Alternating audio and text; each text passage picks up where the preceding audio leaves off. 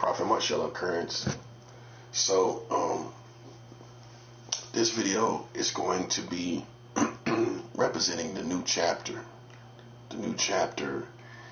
that God's people have, that God's prophet has. We're moving on. We're moving on past all the lies, all the gaslighting. Gaslighting is when they try to make it out to be something you're not. Passing the ball to each other like basketball, thinking they can alley-oop. No, you can't alley-oop me with gaslighting, which means they throw bad thoughts, then try to come and accuse you of the thoughts that they threw, or the accusation they threw. Different people, one throwing the thought, one accusing you of that thought that they threw. So when you accuse us of thoughts that other people threw, and thoughts that other people put around, and other psychological Jedi mind tricks that other people did around, listen, buddy, listen, you out of league with us. We already know the games you play. And that's why, me personally, I'm not accepting any contributions. I just turned down a whole apartment. An apartment. You'll say, that's crazy. Why you turn down an apartment? Because I know that some of these organizations are working as they work and put us on grids in these apartments. And these apartments is not really apartments.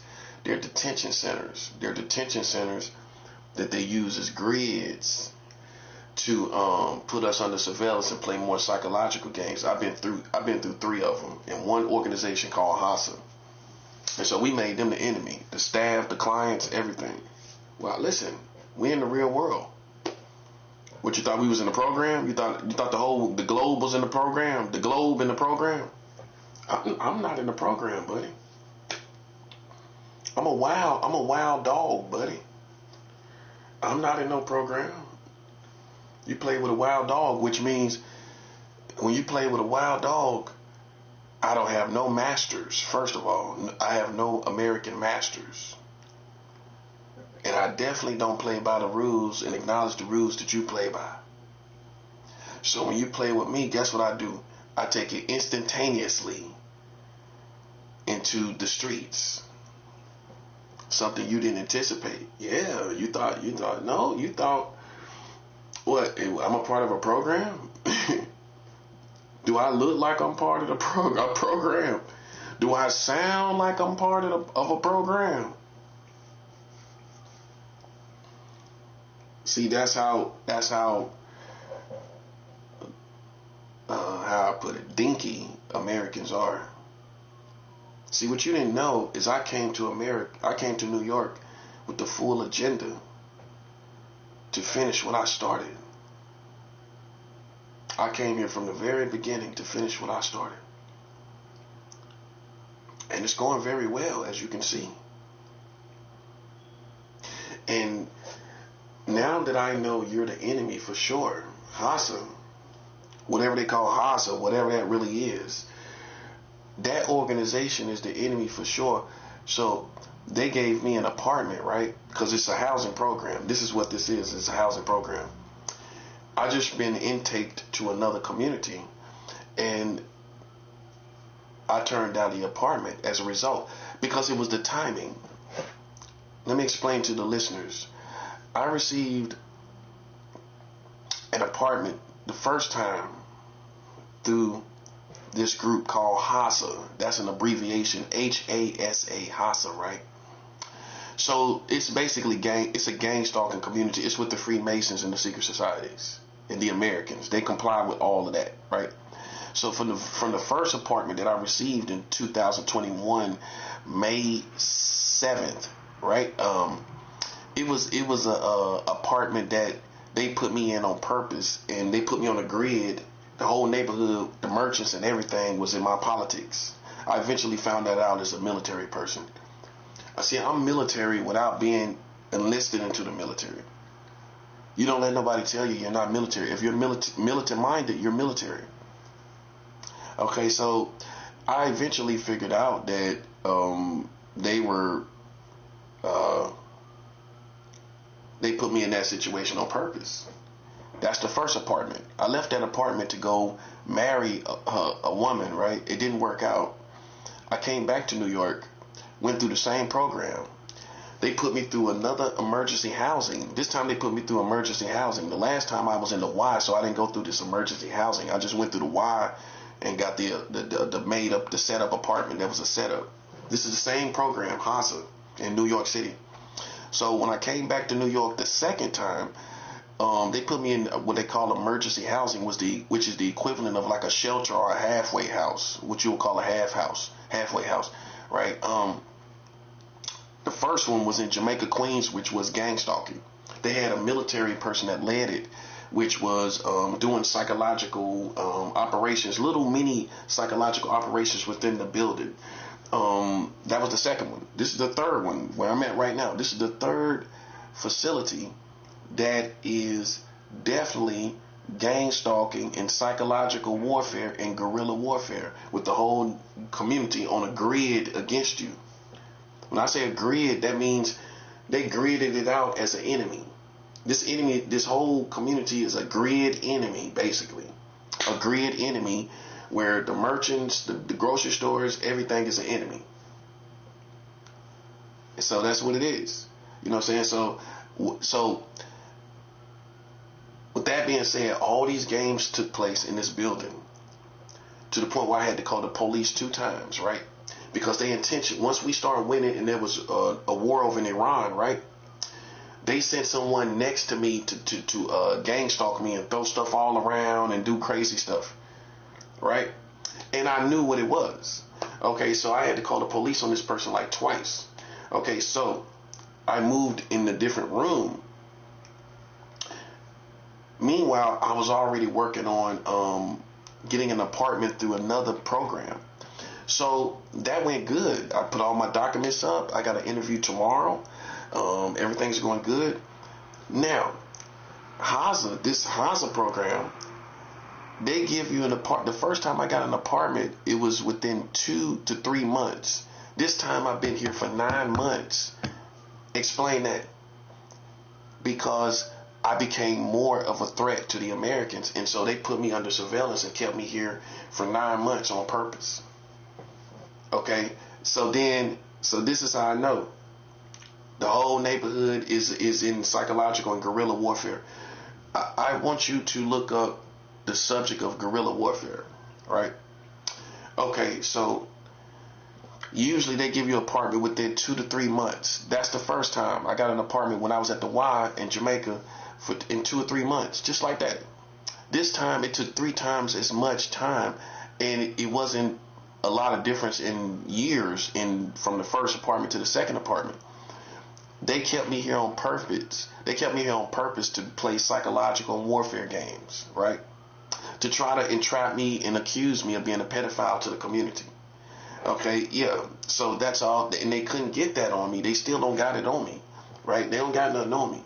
So they got to play a lot of psychological games to try to make it seem like I'm a pedophile, but I'm, all kind of crazy stuff.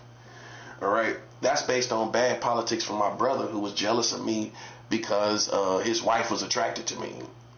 See what I'm saying? So that's what it stems from. So that's why they even out there. Okay, from ghetto stuff they heard from somebody else, right? Okay, so it's not because they got good intuition and they read me properly. You already was corrupt because you already heard something. So it's hard for somebody that already heard something to see who you really are. That's the bad thing about telling people something about somebody. Once they hear that, you know how hard it is for them to unhear that and see who you really are. It's not easy as you think. Especially the stronger the accusation, the harder it is to outlive that accusation for them. They can't outlive it. They can't unhear it. They stuck in it. It's their own jail, prison. What they think about me, what they heard about me. It makes a whole prison to a person when you hear something like that. And you can't, so you're gonna come in seeing what you want to see, even as a psychic or a mind reader. You're gonna see what you want to see about the person. That's all it is. Instead of realizing in the mind of a person, a normal human being, their mind is not perfect, and but you already heard something, so you're gonna paint that as what you heard. See, you're not as smart as you think. Ain't nobody's mind perfect. Okay, so what you think you're hearing, especially when it comes to children, okay, a person gonna think about children in a normal way, right? But you gonna twist it around. You realizing that person is in a war, right? Okay, so if he's in a war, he's gonna be guarded in his mind when it comes to children elements. Or even and keep in mind, wizards and mind readers throwing thoughts towards your head. Okay, he's gonna be guarded towards that. So anything you read, not considering or considering you might be gaslighting, but if you're not considering that other people have these accusations. You're gonna be reading what they are trying to put out there, which I'm guarded towards, but because you heard something, you're gonna believe what you want to hear, what you've already heard. You're gonna believe what you already heard. So you're gonna misread what you hear based on what you heard. And so we don't trust nobody that already heard something. Because you can't unhear it. You be a good reader or judge of that person because you can't get past what you heard. So then once you heard something, but then you don't see it, then we got to remove you. Because once we realize this person isn't doing anything, we got to remove you because you're not a good judge of character. Because you're going to always think everything means something that you heard. You're going to think it equates to what you heard. Okay, so it don't. I'm too smart to make those mistakes. I'm too smart also to let you gaslight me. So that's why I've turned down this apartment. I've turned down this apartment that they gave me because I know that it's a setup. This is how I know. Back to how long it takes to get an apartment. It takes 9 months. It takes 2 to 3 months to get an apartment. This time it took 9 months and they still didn't talk to me.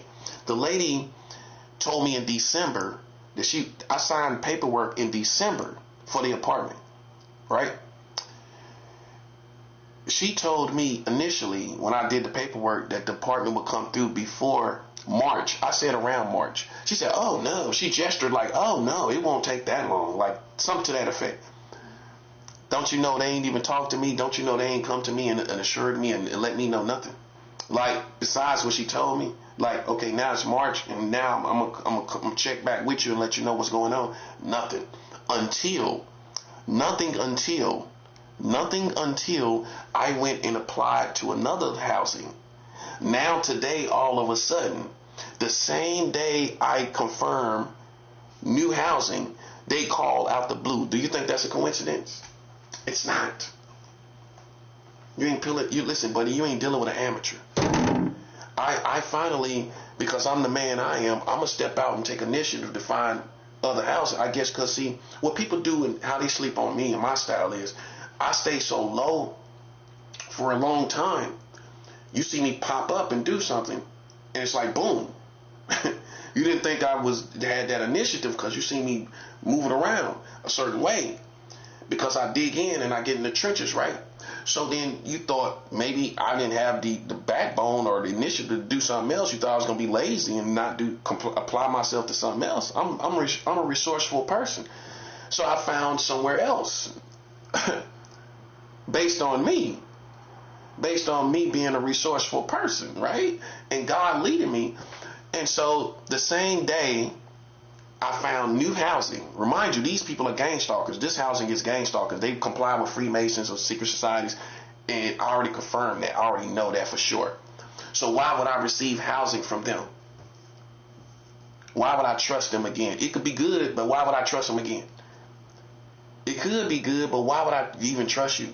Especially once you took 9 months this time, and then once I went out my way to go find new housing, all of a sudden now you calling. The same day I talk and confirm all my documents with the new housing, and they confirm the interview and they confirm everything is good, then they call the same day. That ain't no coincidence with these gang stalkers. That's no coincidence. That's them trying to keep me on a grid, and it's not working. Now, once I see 3 patterns of that, it's over with. You ain't got to tell me no more, buddy. You ain't gonna never see me again come to this kind of stuff. It's over. I'd rather be on the streets. It ain't gonna happen. See, this is why I avoid these facilities and shelters and places like this, because all they are in the last days is facilities of God's people. Don't go to no shelters. You come out better being on the streets. In fact, they did a article.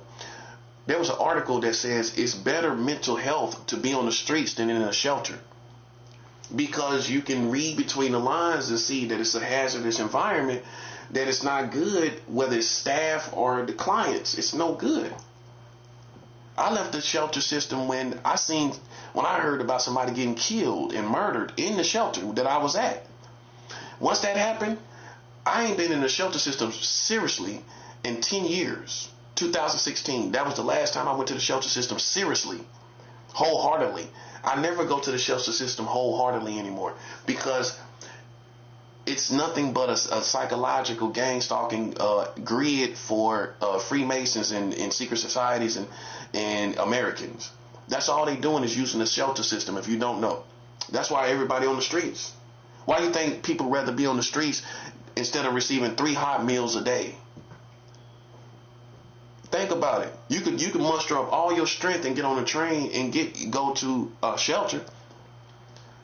Why you think they avoid that? It's not because they got something to hide. It's because now these shelter systems are nothing but grids for secret societies and Freemasons. That's why I don't go to them. This is the closest I get to being in the shelter. And this is the closest I will ever get to being in the shelter anymore. That's been 10 years. And I'm man enough to be on the streets. If I choose to be unemployed, at least I'm the one to pay for it. I'm the one that ultimately paid for it. You know what I'm saying? And you can't say nothing to the man that pays for it. If I go be on the streets, and I'm the one paying for it. So I don't go to shelters anymore. I'm telling you how it is in 2026. Shelters are no good. Shelters are no good, bro. And that's for men and women. I've seen women getting gang stalked in shelters and they ain't even know it. You try to tell them, I don't know. Once I hear the certain telltale signs, you being gang stalked. They putting you in a room with children, just they style, trying to see if you're a pedophile. This one woman said they put her in the room with children, all kind of weird stuff. This one woman said she was put in the room with children, and it was just she talked about it in a strange way. They was gang stalking her, man. So we see the patterns that what they doing. Shelters is no good. The likes of that is no good. Any facilities that's connected to these American organizations is no good. But we got to infiltrate to a certain degree. For me, like I said, I went to another housing program today, and I have an interview tomorrow. So pray for that interview. Everything is good. They're just going through the technicalities. I already got the documents to get approved. I already put the documents to get approved. And so that's why they calling me now after 9 months in this facility. They calling me now today talking about an apartment. What's the odds? Think about this. I want to show you good intuition. What's the odds that you, on the same day that you apply for housing, and just so happened that didn't work out, this housing didn't work out before today because the other person didn't get the documents on Friday. So it was supposed to be done on Friday, which makes it more of a natural process, if that makes sense. So then Monday, what's the odds that the building I've been in after 9 months, when they told me I have the apartment like 2 or 3 months ago, what's the odds that the day you apply for other housing and you get all your documents clear with the other housing, what's the odds that this gang stalking people, we know gang stalkers, they call you for an apartment that day, the same day, for the same thing, not something else, because this is a caseworker, she could call me for something else, but for the same thing? Nah, I don't trust that at all. My intuition is too good. See, that shows you your intuition, the timing of things. This is how you understand these people. The timing. Watch the timing of everything all the way. Watch the timing. Use your intuition to watch Use micro intuition with micro step-by-step timing of things that they doing step by step. Like right before I made this video, somebody down at the base of the building talking and everything, talking about what some weirdo stuff, some strange stuff, talking about you a pedophile. How? When did you see it? You're just trying to gaslight because I'm about to do a video. And see, we know that. Okay, we know that. I'm a veteran. How you think I get this far being an amateur? A rookie? It's in their arrogance. See, they get defeated. You know what I mean? Well, if I know they know my reputation, so you know I know what you're doing. You know I know the patterns and the signs. You know I know that very well. So just like they called me for housing after 9 months because I went to another place. And so now I'm moving on. I don't even receive the housing. See, this is how you got to be in the last days. When now you can say you're on the rank where, no, I don't receive an apartment. I don't kiss nobody but. Because see, that's what they wanted to do. They put me under all this pressure for whatever reason, for more than one reason. Trying to work with the black community too. You can't really trust people in the culture, in the black culture, because they work with Freemasons and secret societies. You can't trust the people connected to the culture. No, you can't trust them at all, because at minimum they're gonna be with the Freemasons. They're gonna be with some of them or one of them. You can't trust no culture people.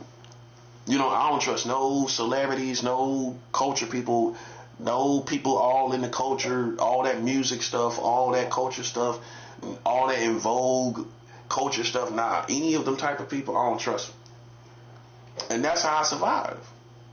I just stay on the outskirts of all of this stuff, including literally even the shelter. If you got to be on the streets, even if it's a woman, I promise you it'll be better than being in the shelter.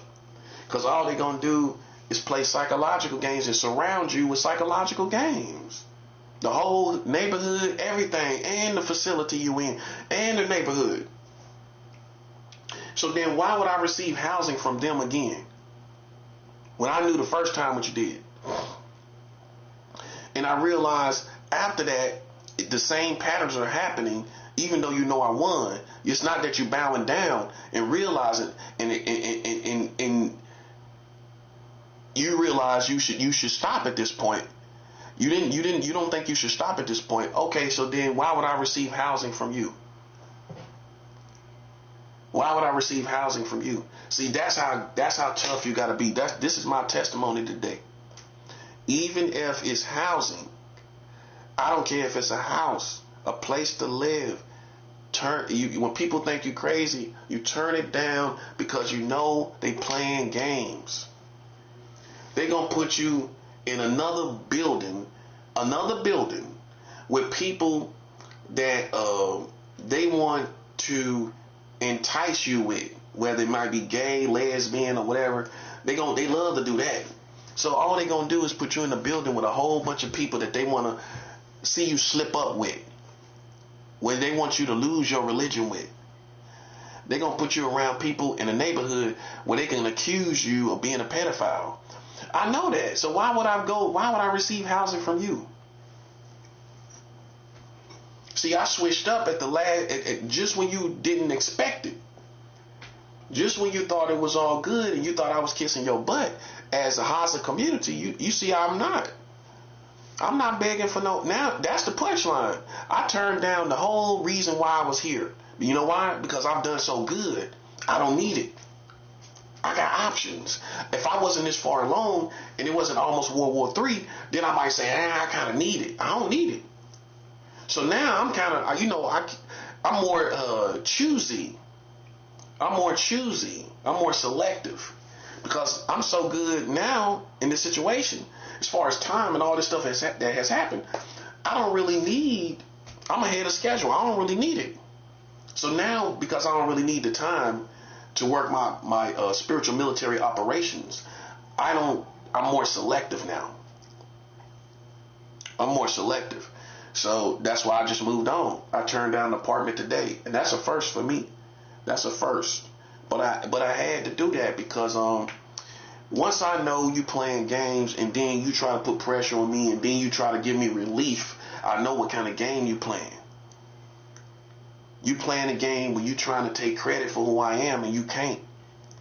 You playing a game where you trying to put me through all these hoops. Like we made him, we helped him, we tried him, we tested him, we beat him, or we fighting him, and I'm not playing along with the game. You see what I'm saying? So then when you dismiss the whole situation, it makes you look like a clown. When I get housing somewhere else, and now you see I don't need you. You know what I'm saying? Where I'm good regardless. You know what I'm saying? If I left here tonight, I could be on the streets and be good regardless because I already got it lined up. You know, so it's just like, so from this point, I'm good. You know what I'm saying? I'm great. You know what I'm saying? You know, I don't play around. I don't play around with games. I'm not a lame. And now you know that. Now you know that. Now you can live in a fantasy world like I am a lame, but you know better. You know what I'm saying? Because if I call you out on everything you've done, how in the world you think you above me? That's what I'm going to be looking for. If you call me out on everything that I'm doing, how can you think you above me? How you still can think that? I called you out on everything you're doing. The building, the neighborhood, the whole neighborhood. All the way up to Kings Highway, all the way back to Eastern Parkway, all enemies, all gridded out as enemies.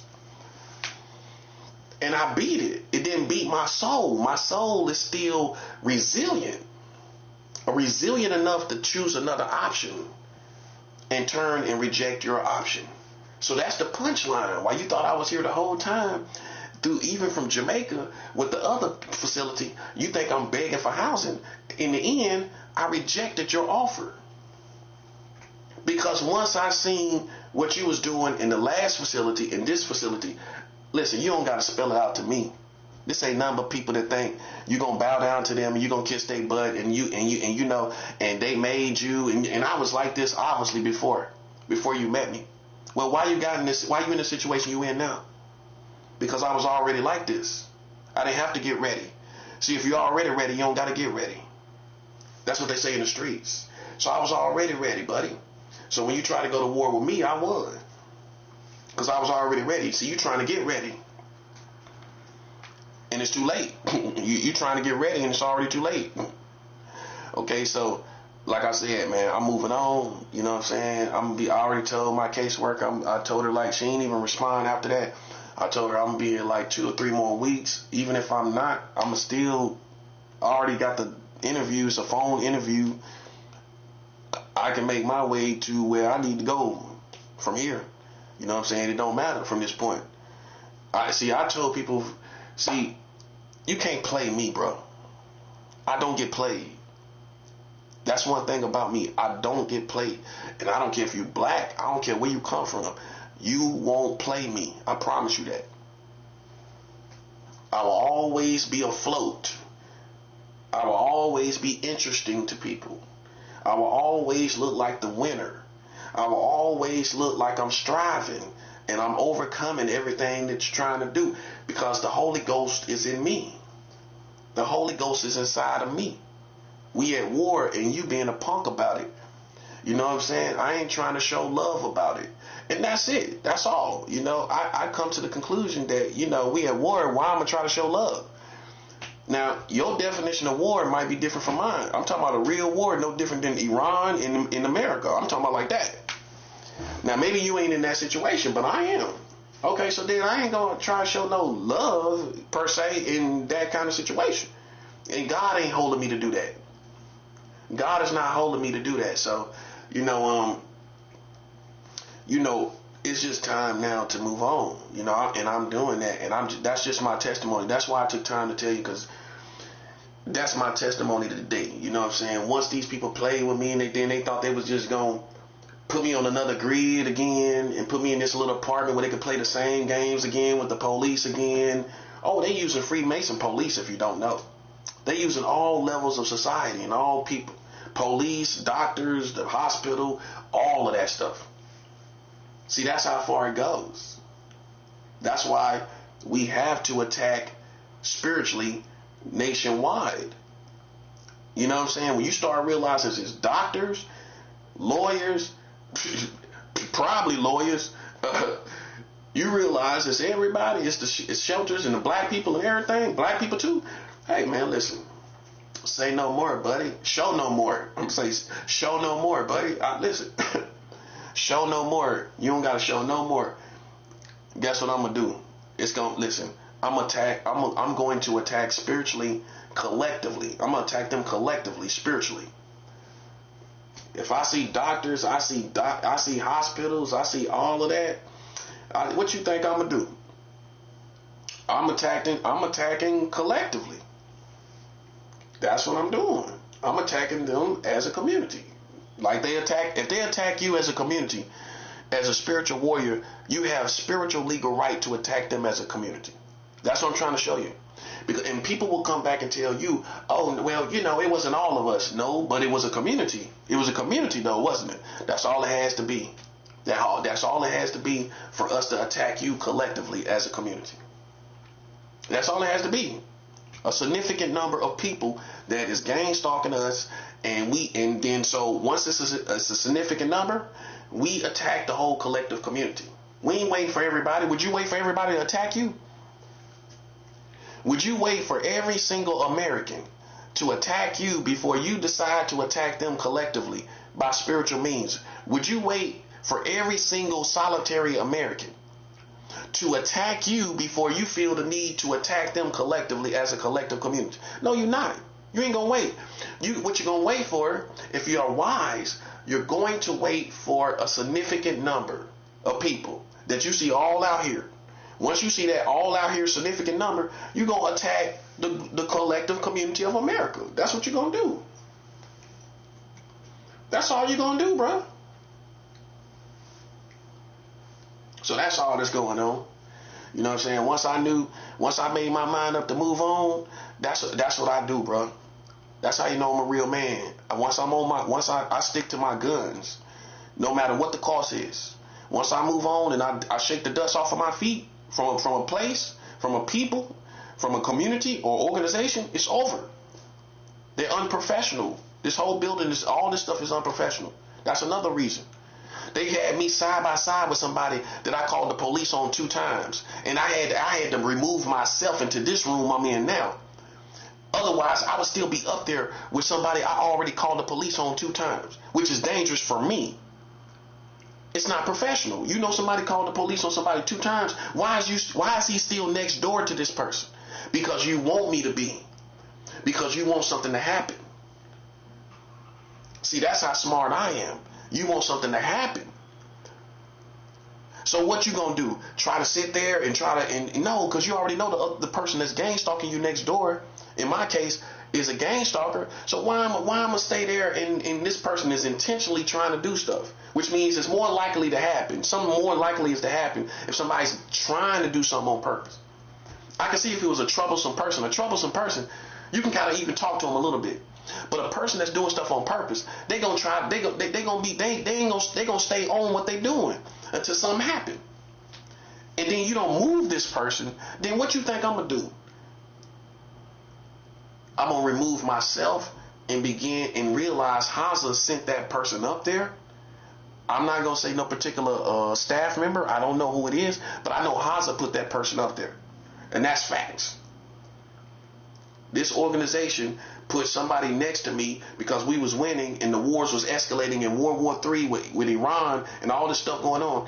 They then, after that happened, after it initially happened with the boats everywhere surrounding Iran during that time, after that, right after the attack, they sent somebody next door to me to gang stalk me because we was making spiritual progress.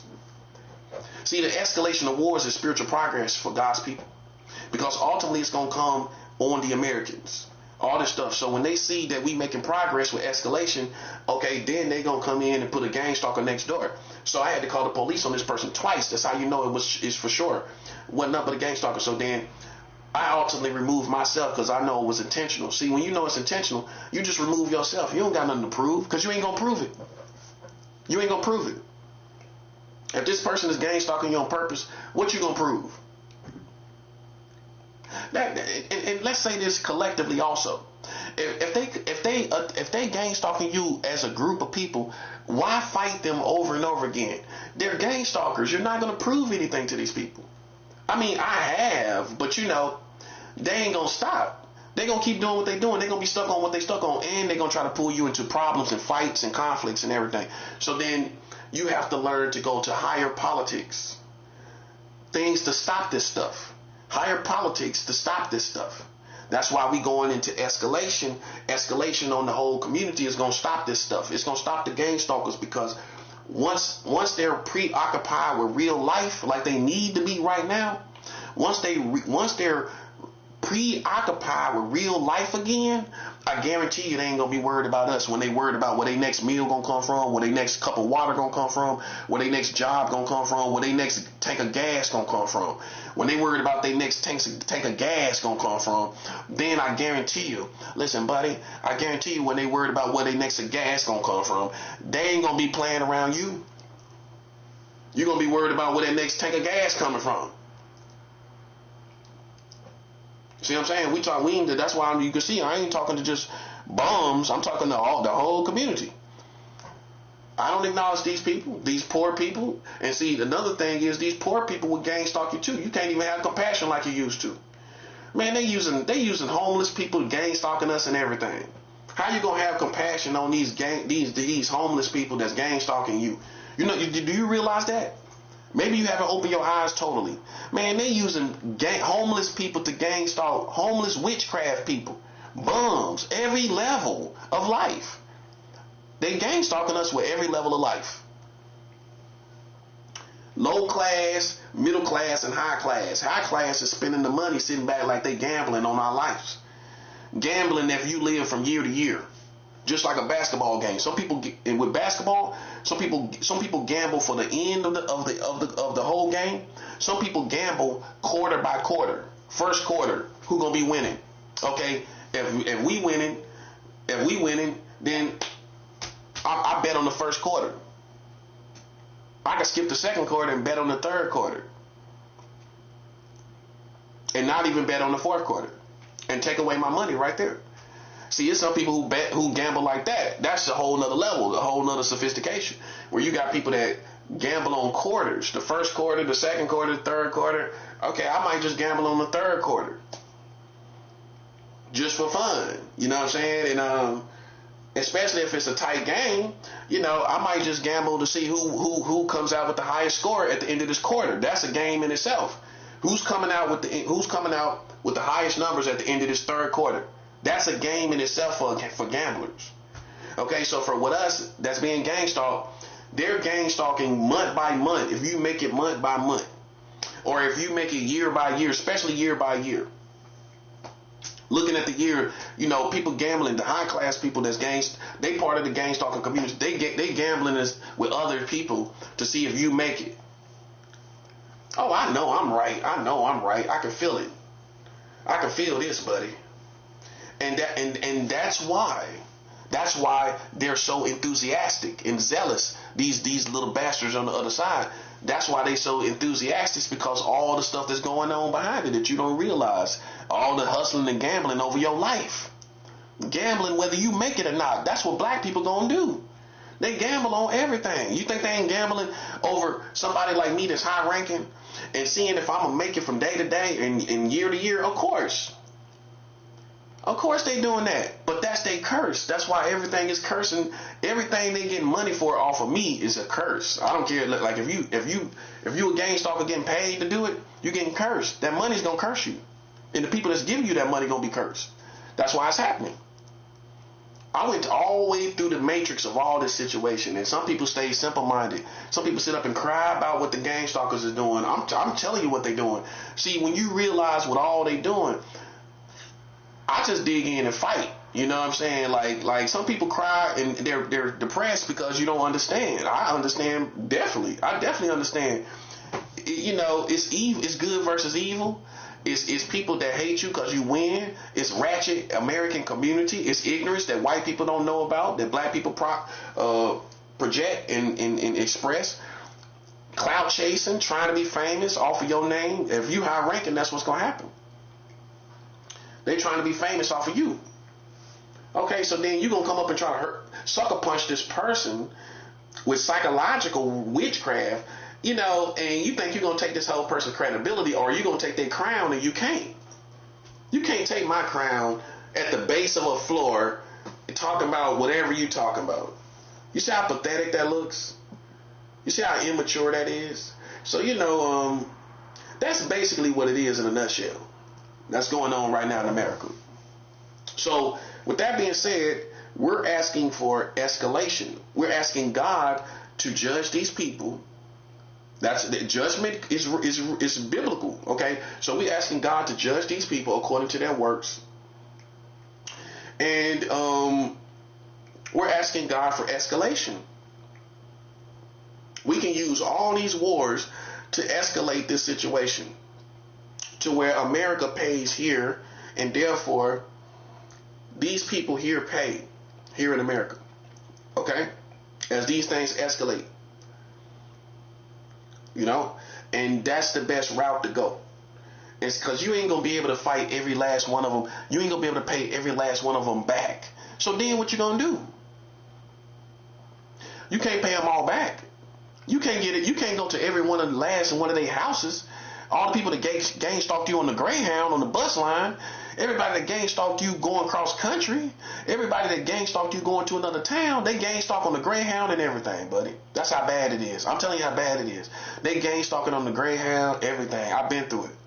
And I still want God to bring justice and judgment on those people that worked against me at the Greyhound. All the people using their kids, sitting in my seat, and they weren't even assigned to the seat, just to gang stalk me with their kids. They sitting there with kids like I spoke like that. That means you got a special privilege because you got a kid. I paid for that seat. But you know what? I said, don't even worry about it. It's not that I even cared. It's not, I'm being real. It's not that I even cared. I just don't want to deal with it. Don't even worry about it. Even though I paid for that seat, and she feels entitled because she got a child.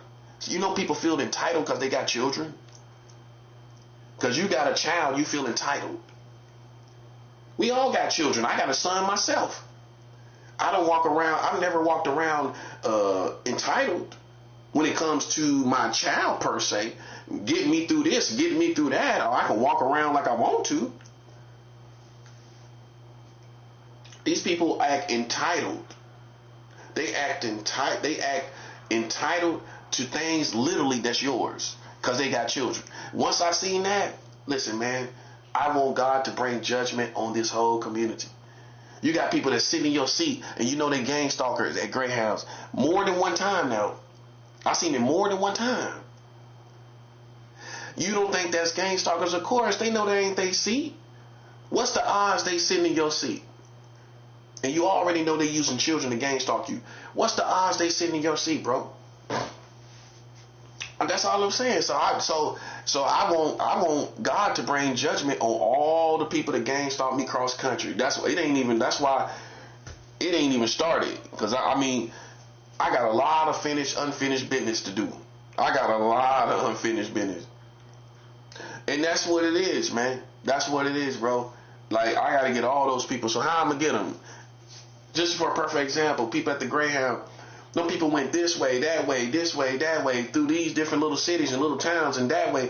How I'm going to get all of them? And when every one of them deserve to suffer. So how I'm going to do it? When all these people around us at these grocery stores and merchants and all these people involved, these merchants at the grocery stores and merchants, how I'm going to get revenge? How I'm going to get revenge? With every single person.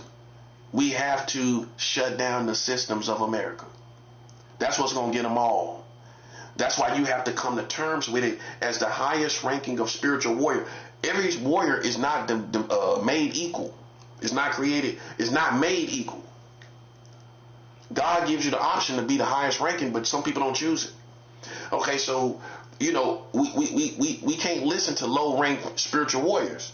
You know what I'm saying? We know what time it is. We know what's going on. I just explained it. Now, you know how many people that's going to stay in the dark about this stuff? It's going to be millions of people that stay in the dark about it. It's going to be millions of people that stay in the dark about it, bro. Okay, so then we have to sidestep them people, and we can only listen to our rank. So you can see at some point you're going to come to terms with the fact that you can only listen to your rank. You can't listen to low level people anymore. You can't, because they don't realize what's going on. They don't know how to judge this situation. So it do become a lonely place. Even at the top, as high ranking spiritual people, you ain't gonna have everybody just. You're gonna realize everybody's not on your level. They don't see what's going on. They don't see it exactly how it is, and they not doing exactly what they should be doing. You know what I'm saying? I'm in the trenches, man. You know what I'm saying? I'm fasting. I'm seeking the Lord. I don't know what people do that don't fast. I don't know what they do. This is how you know I'm not an arrogant, narcissistic person, because man, I don't know what I would do without fasting. You know what I'm saying? And the beautiful thing about fasting is nobody can stop you from doing it. Nobody can stop you from doing it. You know what I'm saying? Nobody can take nothing from you. When you fast, you don't need nothing. It's emptying yourself. It's giving yourself to God. It's putting up your hands to God and saying, God, I need you to do this. I ain't got nothing. I ain't doing nothing. I need you to do something. I'm going to stay still and fast, and I can't do nothing. When you do that, listen, man, everything going to be worked out. That's why everything got worked out today with me and this other housing. I'm getting other housing, and however long it take over there, that's going to be okay, because see, I already told them everything I've been through over here, like calling the police and everything. You know what I'm saying? My caseworker didn't even reach out to me after the police was called 2 times. I was expecting to get a call from my caseworker or something. Nothing. You know what I'm saying? So, you know, man, like it's just pathetic. You know, I call it how it is. This is why I practice professionalism, because once you practice it in secret, you just professional in public. I'm a professional person behind closed doors. So when you see me in public, you know what I'm saying? You're going to see something different about me, because I practice professionalism and being high quality when nobody's watching. You know what I'm saying? I hold my mind together. That's why nobody can gaslight me and act like I'm not pure, because I'm pure behind closed doors. I ain't thinking. I know these American men, they out here jacking off, masturbating to children. I know they are. But I'm not doing that. It's men these days, especially with the internet, where they can go and look at children all in different kind of scenarios, and they can masturbate to all these children in the secret of their house, and nobody don't even know. Stuff that me and you wouldn't even think about, they getting off on. Little stuff about children, little programs and things like that. People are doing that in secret right now and don't even care. So see, by the time you see me, my aura is pure in secret, in private. That's why God is giving them hell, because he knows I'm pure in secret, in private. And when you pure in private, bro, it's hell for these lames to pay, bro. Ain't nobody playing games. It's hell for these people. It's hell, bro. You know, maybe that's why God wanted me to shave and everything, because I'm going to this new place. But I'm going to do that. I'm going to do it a couple weeks. You know what I'm saying? Because I still want to lay down the hammer, you know what I'm saying, while the getting is good. You know what I'm saying? Right now, with this war going on in Iran and in America, right now is time to go into spiritual warfare. Like right now I'm fasting. I'm on day 3. I say humbly. I'm just saying this for instructional, educational reasons. You know, I'm fasting right now as concerning this deadline and all of the stuff going on with this deadline with Iran and America. You know what I'm saying? I'm right now been fasting. This is almost 3 days accomplished. You know what I'm saying? I'm halfway through the 3rd day. Yeah, I'm halfway through the 3rd day. And glory to Yahweh, amen. I'm halfway through the 3rd day, and it's 7:44 on the dot. That was the time that Trump posted on his place, on his Truth social media, that at this precise time, 7:44 is just 7:44 on the clock right now, on my clock. Yeah, still 7:44. That's how precise I am. You see what I'm saying? This is not a game. I just told you that's what I'm fasting for. Why I'm continuing to fast. 7:44. That's when Trump said they gonna act if Iran hasn't opened up the And I'm glad I'm talking about this because this is what I want to get to. He said he gonna attack if they don't open up the strait over there. Okay, so Iran said he later on he goes, yeah, I talked to Iran and things are gonna get better. We had some. Iran said they ain't even talked to Trump. So Trump is cowarding out, man, becoming a coward. Because in Iran, they see this is what's gonna happen. I'm gonna tell you what's gonna happen. Iran is a whole different animal. They not gonna play no games. They not gonna bow down. And now you see that you can't run over them like some wild coyotes. You know what I'm saying? And that you can just do them like Osama bin Laden. You can't do them like that. That part. You can't do Iran like Osama bin Laden or Saddam Hussein. You can't do them like that. Because really Iran is obviously it's a whole country. It's a mentality. Iran is not a leader. Iran is a mentality. So can you see that? There ain't no way you can get rid of a mentality. You can't get rid of it. And they gonna have beef with America to the end of the world. Everybody know that. Anybody that's my age and older, you know this war is going to the end of the world. Keep it 100. You think because America say it's over, it's gonna be over. And this is the Middle East. I guess you forgot. I guess Trump riding around doing everything. You forgot that with the Middle East, man. Listen, buddy, you already know they hold grudges for decades. They hold grudges for 30, 40, 50, 60 years, man. Everybody know that. That's my age and older. These baby boomers already know this is a problem. You listen, you was just in the haze of what Trump was doing and you kind of forgot, didn't you? Because you already know what it is over there. You already got your worldview that anybody attack over there, listen, man, they ain't gonna ever let that go. They not gonna let it go. Iran is not gonna let that go, bro. No, they not. You might as well get ready for it. You might as well listen. All they doing is waiting out Trump anyway.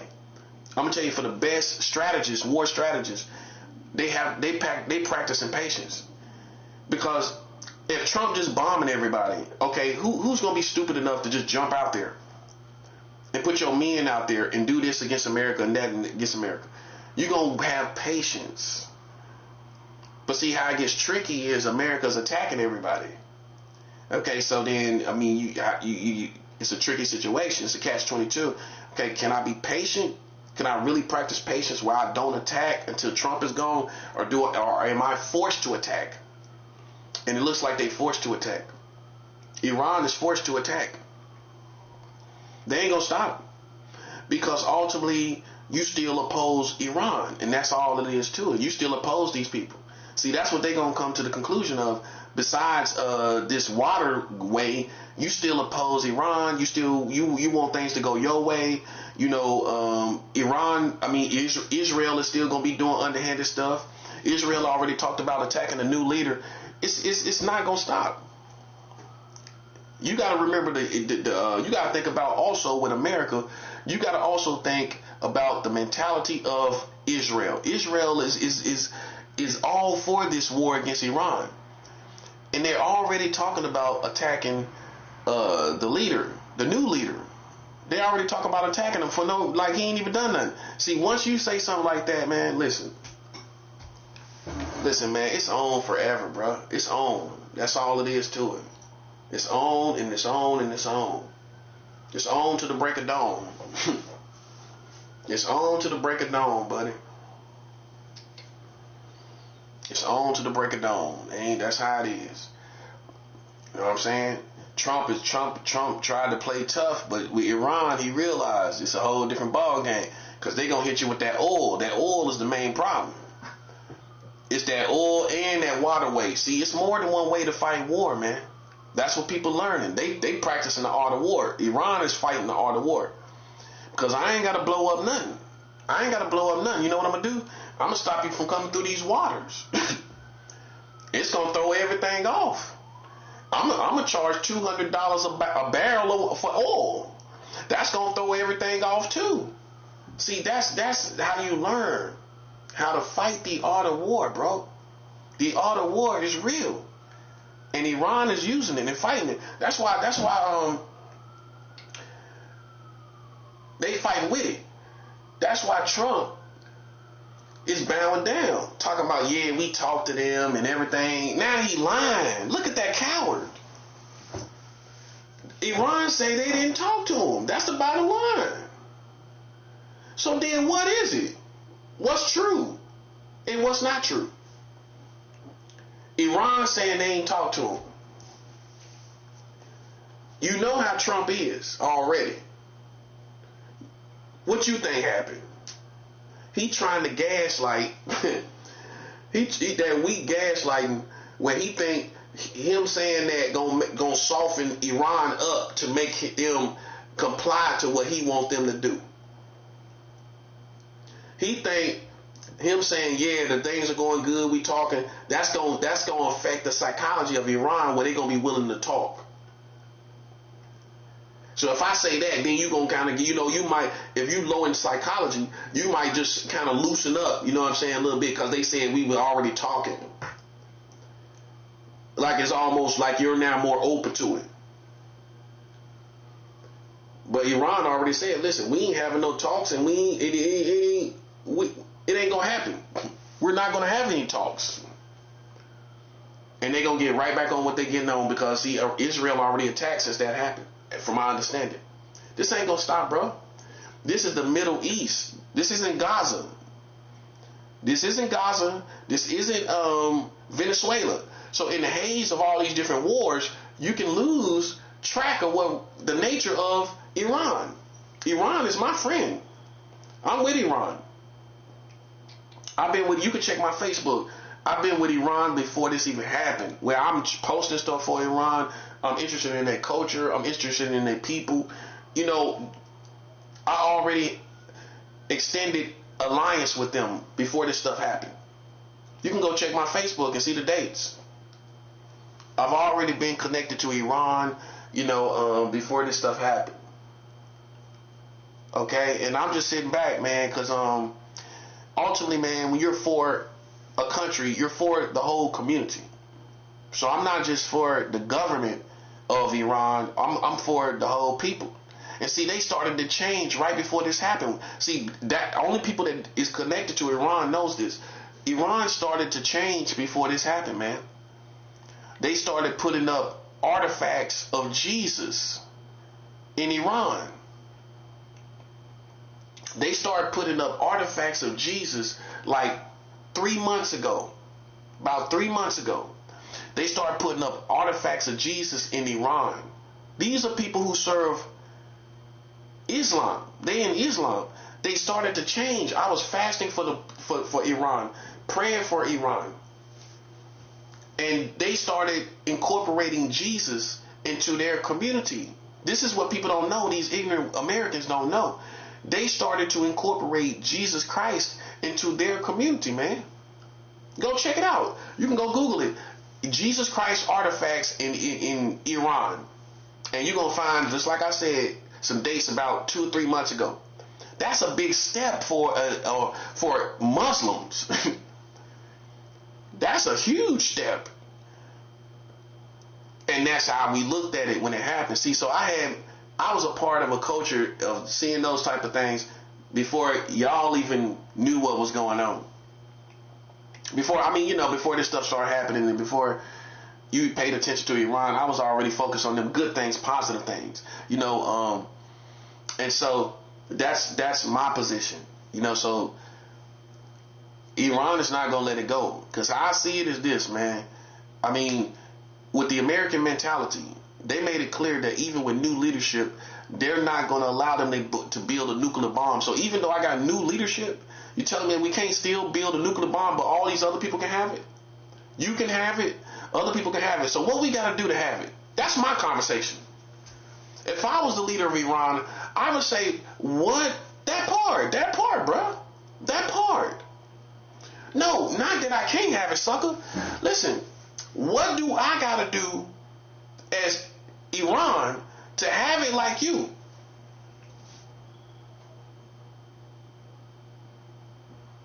got nuclear bombs, right? Russia got nuclear bombs. China got nuclear bombs. North Korea got nuclear bombs, and you ain't on them, right? So then what I gotta do to be like them? No, that's the real conversation. That's what a real man gonna break it down like that. Well, okay, then what I gotta do? What I gotta do for you to get off my back? Because I noticed that, I couldn't help but notice that North Korea got nuclear bombs, and you ain't sweating them because you know better. That's my opinion. You know better, right? China got nuclear bombs, and you know better. You know, Russia got nuclear bombs, and you know better, right? Okay, but when it come to me, why you acting like I can't have it and they got it, but you ain't doing nothing to them? Cause they not a threat. Okay, so is it a conversation of that we choose to not be a threat to America? That there's no signs of a threat. So then, basically, what we supposed to do? Go through a probationary period where we're not perceived as a threat. Where there's a track. This is the best way to know. Where there's a track record where we don't do anything to your community. So the safe way, besides your opinion of us in Iran, the best way to know is reality, right? This is why I'm big on reality. So if among the UN and among everybody, let everybody pay attention to it. Let everybody be present about this situation, not just me and you. Let the whole world come in. If all these other countries got nuclear bombs, and America ain't saying nothing, America ain't sweating them, why can't I comply like these other countries? Why can't I get on the same level as these other countries? This is what I'm talking about, because see, a black man started to see it like discrimination. You know what I'm saying? Like these white folks, how they move, bro. You know what I'm talking about. So that part, bro. So you see what I'm saying? So then why can't I have these nuclear bombs, and Russia got them, China got them, and everybody else got them? Because you know you can't control me. That's what it is. See, the truth is, you know you can't control me, and I will not comply to your way of thinking. It's not that I'm really a threat. The threat is I don't comply to your way of thinking. That's the threat. The threat is you would never get me to comply to American worldviews. And I would never be part of those politics. And if you pay attention to Iran, they will never be part of that. They will never be part of these people. And it's not just for religious reasons. They don't share the same worldviews. They different kinds of people. And America don't know how to coexist with people that's not like you. It's just, that's how I see it. So instead of coexisting, you play the popular club like in high school, where we can't let you be part of the nuclear bomb club because you don't comply to our way of thinking. Okay, so then what I would do is go to the UN. This is what I would do. I would go to the UN and I would say, yo, all these other people got bombs, right? Okay.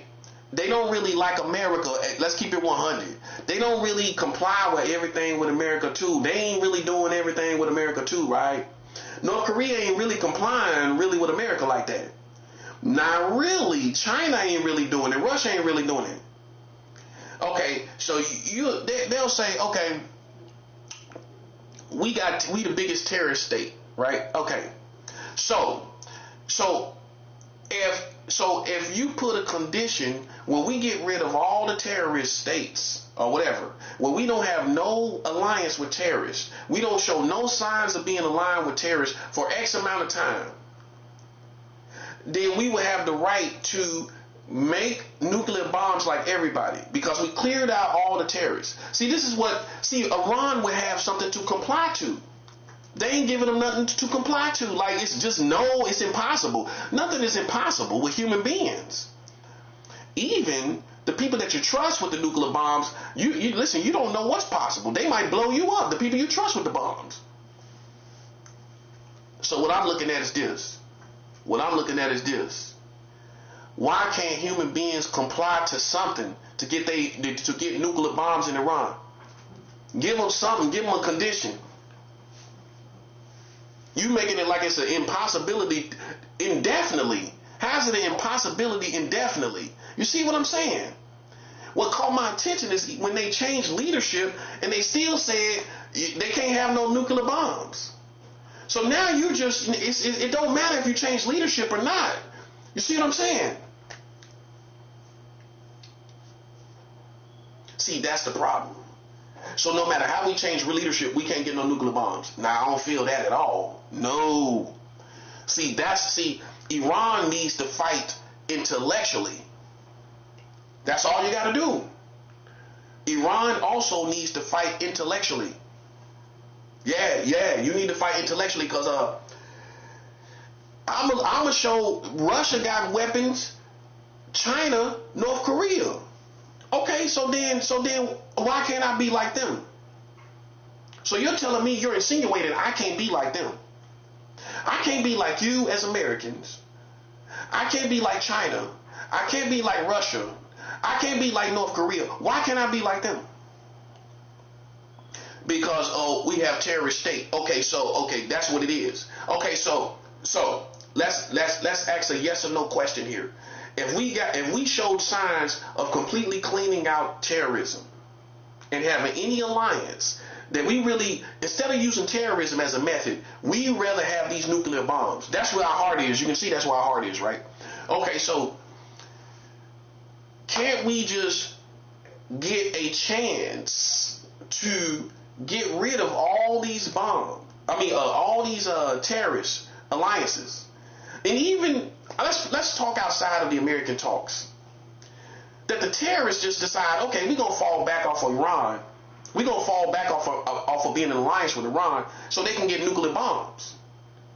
So for the better situation, in the situation where you see what I'm saying? America could see that, a smart man, let's talk about outside of them. A smart man could see that if you gave me a condition, then even the terrorists would comply to that condition, just so Iran will be armed with nuclear bombs. But you haven't given us a condition. Now you give us a condition, this is what's going to happen. Watch what's going to happen. A terrorist is going to say, oh, well, for the better sake of Iran, I don't want to hold them back from getting nuclear bombs. Right or wrong? Is that a yes or no? Do you think that's what a terrorist is going to do?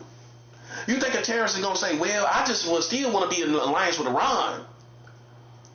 Or am I going to conform to a new day where, even though I am what I am, I'm going to fall back? I'm going to fall back, right? As far as my alliance with Iran, I'm going to make that totally invisible. That's not going to be visible. I'm going to totally let that go so that they can upgrade themselves to nuclear bombs. You see what I'm saying?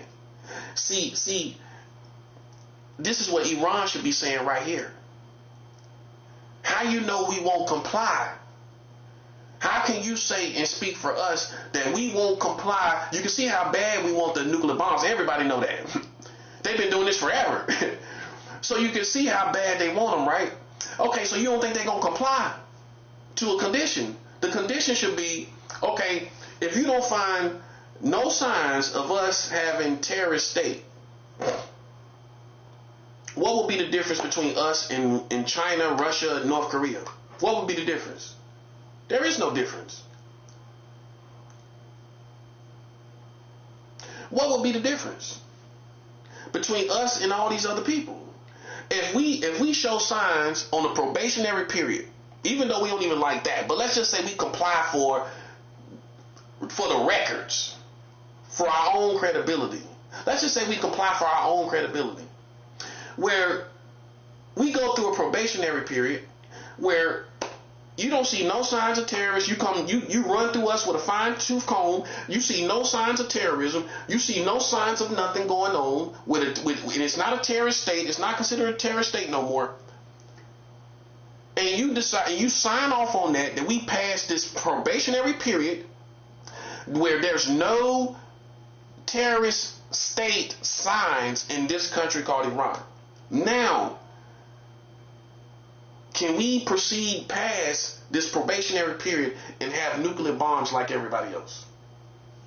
Because you got them yourself. Keep in mind, the same people just trying to stop us from having. So what make you better than us that you can have them and we can't? These are the conversations that I feel is almost talked about because people are kind of racist. It's racism. Racism in other countries manifests as you're not competent enough to know what you're doing. So we got to figure it out for you. That's how racism manifests in other countries. You not really aware, boy. Get out the way, boy. Let me show you what to do, boy.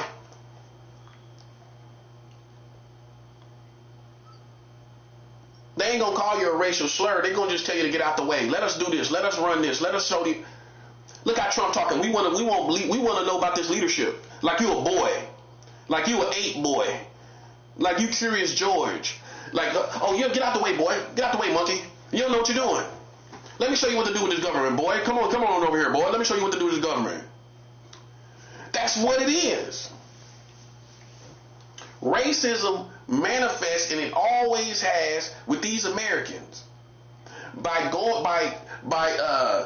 going over here, playing in other people's countries like they not competent as men to make competent decisions as men. Why can't they make their competent decisions? If you so bad, they should be able to get a nuclear bomb and it don't threaten you.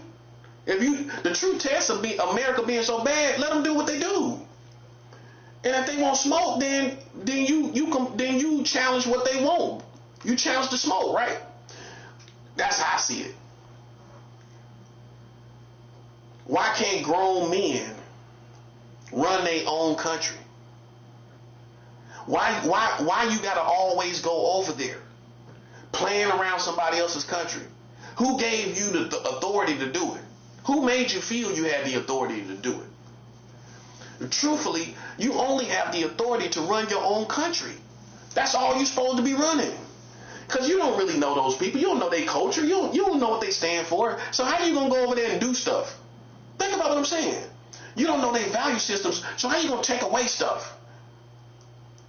Their value system is they want nuclear bombs. But you're so focused on this is where the stereotype worldview come in.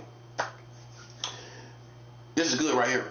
You're so focused on the terrorist element that you can't see that they just want to progress as a military. That's the 7th hour. You can't see that they just want to progress as a military because you keep looking at the stereotype of the terrorist element to the point where you can't see that really the truth is, man, you think they just getting bombs. They said this. Somebody American said, as soon as they get bombs, they get nuclear bombs, we'll be bombed in like an hour's time or something like that. See, listen, they stupid enough to show you themselves stereotyping Iran. Man, do you think that they gonna get bombs and then just blow up America? They gonna be happy. They gonna be like, well, yeah, they let us do it. Think about it. You're just gonna feel good about it. You're gonna be like, yeah, we finally got the nuclear. You think you're gonna turn around and just blow them up? No, because you had something to do with the process of allowing them to do it. See, you don't understand higher psychology, man. That's just keep it 100. You don't. If you let me build nuclear bombs, you think I'm gonna just turn around and just blow you up after that? No.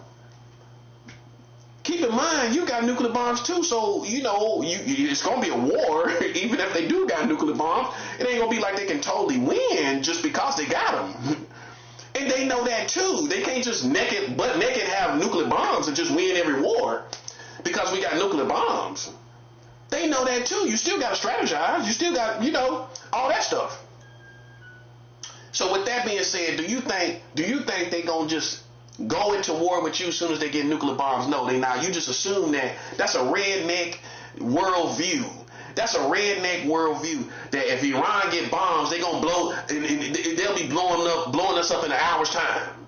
That's what I expect an unsophisticated redneck to say. Because a person that has higher psychology is gonna say, okay, well, if we help you, if we allow you, even though I don't like saying that, but if we allow you to build nuclear bombs, how you think Iran gonna turn around and blow up America? No. And like I said, you still gonna have a war either way. So they gonna consider that first, even though they got the bombs. They ain't gonna think, oh, let's just throw them over there in America and not consider the consequences. And then keep in mind, you help them to do it, right? The odds are they wouldn't even do nothing to you.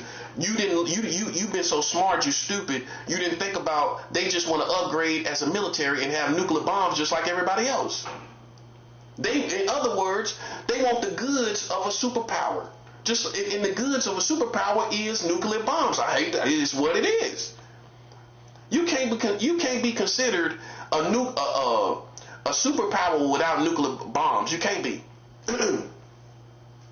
You can't be considered a superpower in 2026 without nuclear bombs. You didn't look at these people just want to upgrade their military. These are men. Men gonna think about war. You want war where you got less caliber of everybody else. You might think you want to defend yourself. If I had a military, I would want nuclear bombs too. Who wouldn't? You gonna think about the highest caliber bombs, right? Any masculine man gonna think about it. See, I'm showing you the other psychology and the other parts of it. As a grown man in the military, you ain't gonna think about nuclear bombs in your arsenal. Oh, you just want to be low. You just want to have some Scud missiles. You want to have Scud missiles. The Scud missiles, they just hit on the water. They just bounce off the water. They just bounce off the water into the shore. They just bounce off the water. They just bounce off the water into the shore. You know, they hit your little beach ball. Then they'll bust your little beach ball. They'll bust your little beach ball. I want some little Scud missiles that bust little beach balls.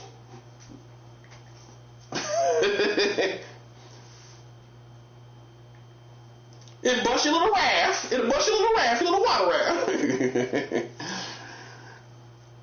Or do you want real weaponry and arsenals to fight fire with fire if you got to? Let's ask this question. Why do you think everybody else got nuclear bombs?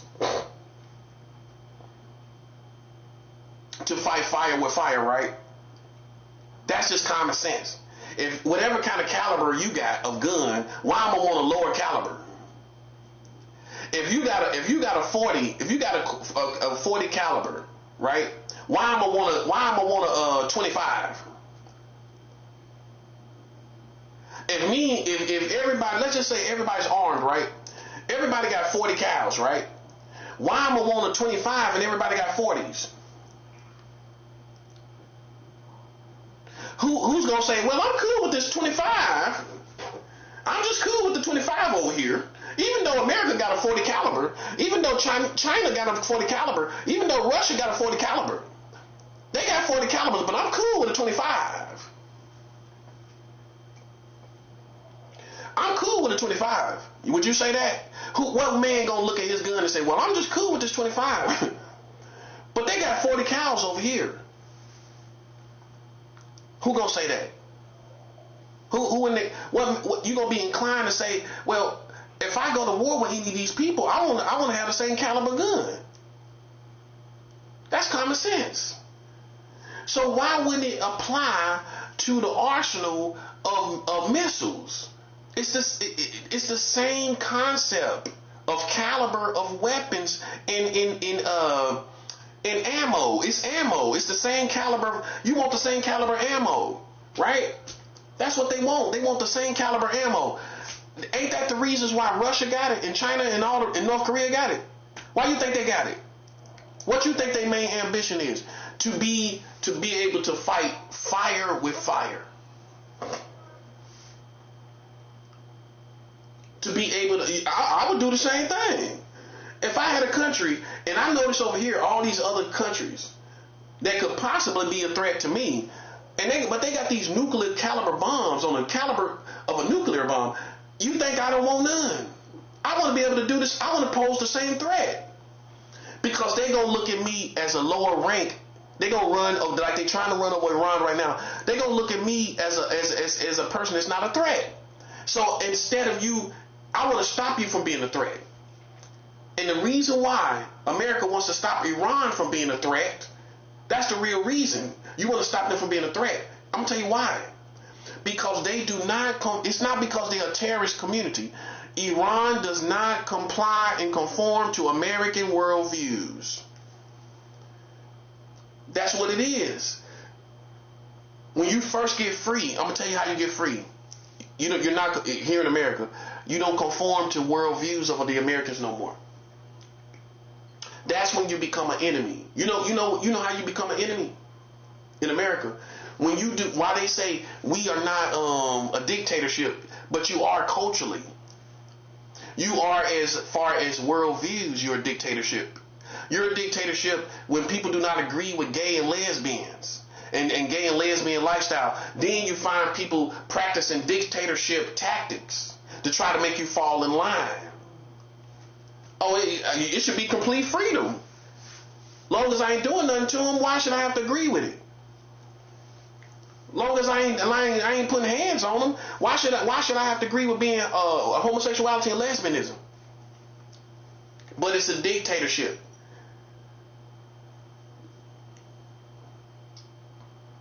Right? It's a dictatorship. In America tell you, oh, we ain't no dictatorship. Yes, you are. You use the culture to as a dictatorship. You use the culture to produce certain worldviews, and if you don't line up with that worldview, you become the enemy. That ain't a dictatorship. That's the same thing. Look what I just said. Boom. You go to another country. If you don't line up with what they worldviews and culture, what do you become? The enemy of the state. Here in America, they do the same thing. You got to pay attention to the worldviews that's in the culture. If you don't line up with that, it becomes, they try to put you in line. They try to put you in, especially the gay stuff. It done got so bad. Listen, they practice dictatorship over people that do not agree with gay and lesbian community. They practice dictatorship over us. If we don't comply to it, and we don't believe in it, and you can respect people, and that's not enough. That's not enough. They want you to agree with it. They want you to comply with it. They want you to accept what they do, right? You can show love, that ain't good enough. Like I said in the other videos, you can show love, that's not good enough. They want you to accept what they do, and you don't have to. That's a difference. You should never make somebody make you accept what they do. You see how control came in, and it seeped in through the gay community. And then that perspective spread to other issues, where if you don't agree with us, we gonna cancel you. If you speak out against black people, we gonna cancel you. If you speak out against gay people, cancel culture ain't nothing but dictatorship. Cancel culture is nothing but a tactic of dictatorship. If you don't like what we do, you don't like what we stand for, we gonna cancel you. You ain't gonna be able to get work. You ain't gonna be able to get this. You ain't gonna be able to get that. Ain't a dictatorship? Yes, of course it is. Hallelujah, glory to God for this information. That's what it is. Okay? And you have to stand up as a grown man and say, you know what? America is a dictatorship culturally.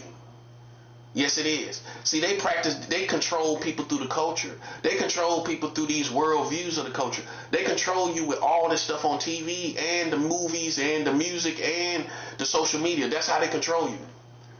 So although they'll go talk about all the control in the Middle East, I can show you how they control people over here with the culture and social media and the movies and the music. It's all control. See, America they learned to use unique dictatorship where they control people with the culture, with the music, the movies, all of this, the social media, all of that stuff, all the goofy stuff. That's how they control the people. Make you less docile with all this cartoon stuff. You as a man shouldn't even be looking at all this cartoon stuff. But in a psychological Jedi mind trick, it make you more docile. All this kiddie stuff. No masculine. You know there ain't no masculine stuff out no more?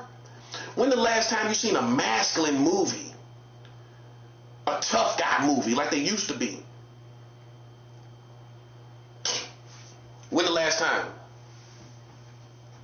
You watch tough guy movies, they sit back like they cool cats now on the tough guy movies, don't they? They cool cats on the tough guy movies, ain't they? I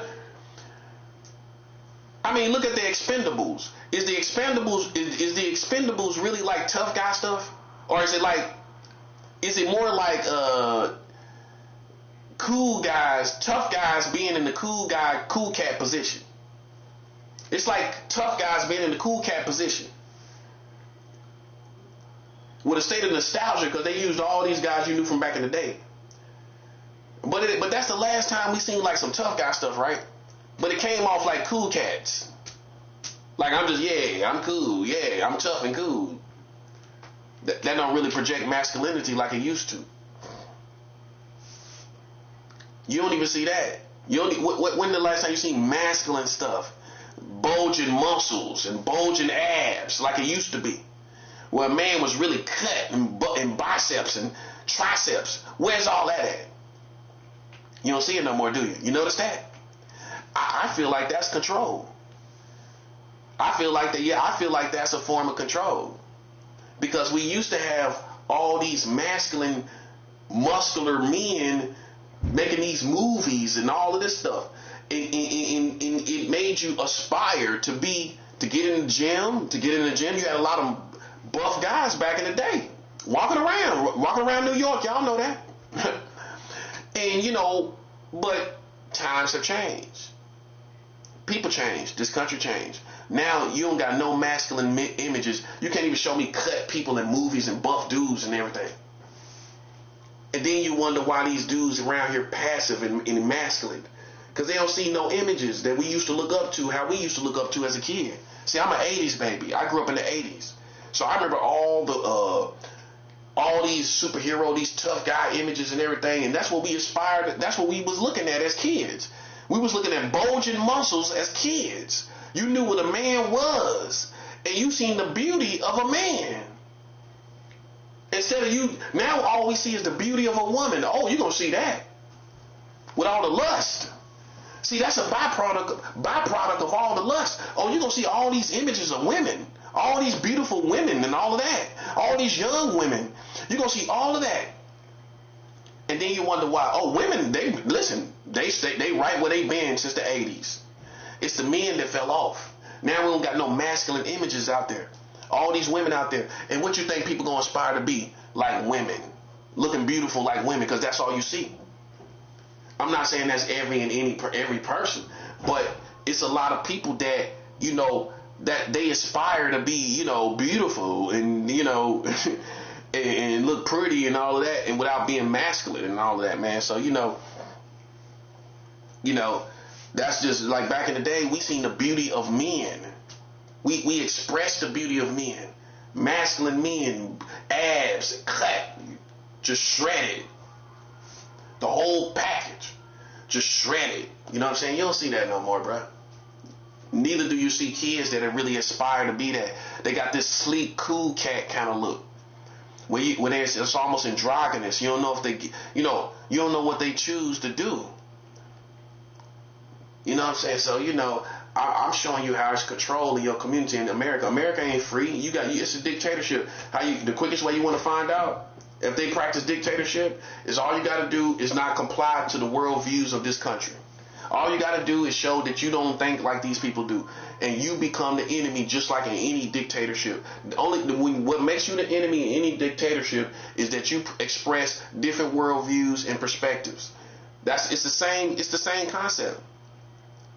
You become an enemy of the state because you express different worldviews and concepts. But they'll tell you you're free over here. You're not free. They just express dictatorship through the culture and worldviews. Instead of just don't do this, don't do that, you can't do this, or through religion. They don't practice dictatorship through religion. Like, in these other countries where they use the Quran for their government. Right? And you equate that to dictatorship, and it's just strict rules that you can't do this, you can't do that. But it's another way that dictatorship operates. In America, their dictatorship operates through the culture, through the movies, through the music. And if you don't comply to that, you get flagged as an enemy. I'm telling you right now. So who you think gonna get flagged in 2026? Christians. You know why? No, see, you didn't see this coming because you thought this was a Christian country. No, but your worldviews don't comply to the American community anymore. It may have before. It may have before, right? And who they practice dictatorship through or towards were other people, radicals in different kind of other radical ways. But now you have become an enemy because now the update is, the worldviews is, we don't believe in the Bible. They ain't gonna tell you that. We don't believe in Christianity. We hate people that are against gay people or lesbians or don't agree with that lifestyle. That has become the nucleus of the culture. Okay? That has become a nucleus, right? And that nucleus makes it a dictatorship for Christians. And that's what I'm trying to show you. That's why they're secretly fighting Christians and they ain't telling nobody. Because there's a dictatorship nucleus of the worldviews of accepting gay lifestyle and lesbian lifestyle, right? And if you don't comply with that as a Christian, how you think they ain't gonna put you in detention centers and try to put you? See how it happened? See, the gay community and the lesbian community, all it was in many cases was a catalyst to push Christians out of the system of America, to push godly people on the outside. Even though it looks like it's for one reason, for sexual freedom, it's for it. The Jedi mind trick that Satan is using is it's actually to box God's people out of the system. It's used to box God's people out the system. That's what it's used for. That's what it's used for. So it's not just for one. Intelligent people do stuff for more than one reason. That's why if you're intelligent and you got an intelligent enemy, listen, they gonna hide behind another reason why they did this. But you know another reason why they did it. You're gonna call out, the smart person gonna call out the other reason. You're gonna acknowledge what it could be, but you're gonna acknowledge what it really is. See, smart people do stuff for more than one reason. Remember that. A smart person does things for more than one reason. The same thing, but it's different reasons for doing the same thing. Okay? So this basically is the nucleus of the dictatorship of America, is this gay worldviews, lesbian worldviews. You can't escape it. It's everywhere. That's how you know it's becoming a dictatorship. It's no alternative. When it's no alternative, how we ain't forced into a dictatorship of this worldview and everything? And if you don't comply with it, then you get canceled. How that ain't a dictatorship? Now you see what I'm saying? Like it's like you can't just be over there and don't agree with it and be good. And there's alternatives and there's other places for you to go and there's other people for you to ride with. It's a political communities for you to be with that's healthy. You know what I'm saying? And everything like that. You see what I'm saying? That becomes a dictatorship. Nothing for no reason. I don't care what it is and what concept it is and dynamic it is. It's no concept and dynamic that should make any country a dictatorship. And slowly but surely, the gay and lesbian worldviews and perspectives and all of that stuff in their culture has made America a dictatorship. You just gotta pay attention.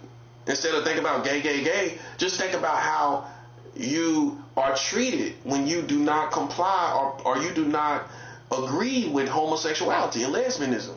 You get flagged. That's what I'm saying. You shouldn't be getting flagged because you don't agree with something. And they saying this country is free and you're American. You shouldn't be getting flagged. But see, you done got conformed down so bad. Christians like me ain't saying nothing in a long time. Because slowly but surely they made you conform.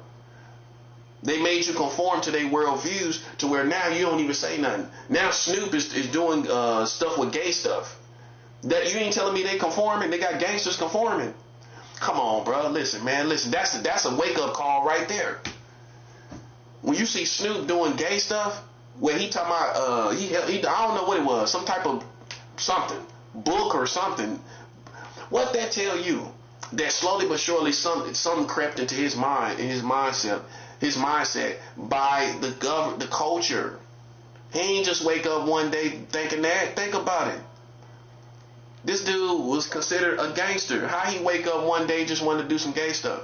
Because slowly but surely, they put worldviews in his mind to where he accepted that stuff. You don't have to accept it. You don't have to accept it. You're a grown man. You're a grown woman. You don't have to accept stuff. And that's okay. Long as you ain't out here hurting nobody. Long as you ain't out here targeting gay people. Long as you ain't out here beating up gay people or killing gay people. You can form your own worldviews, bro. But see, that's the element that made it a dictatorship in America. See how tricky it is.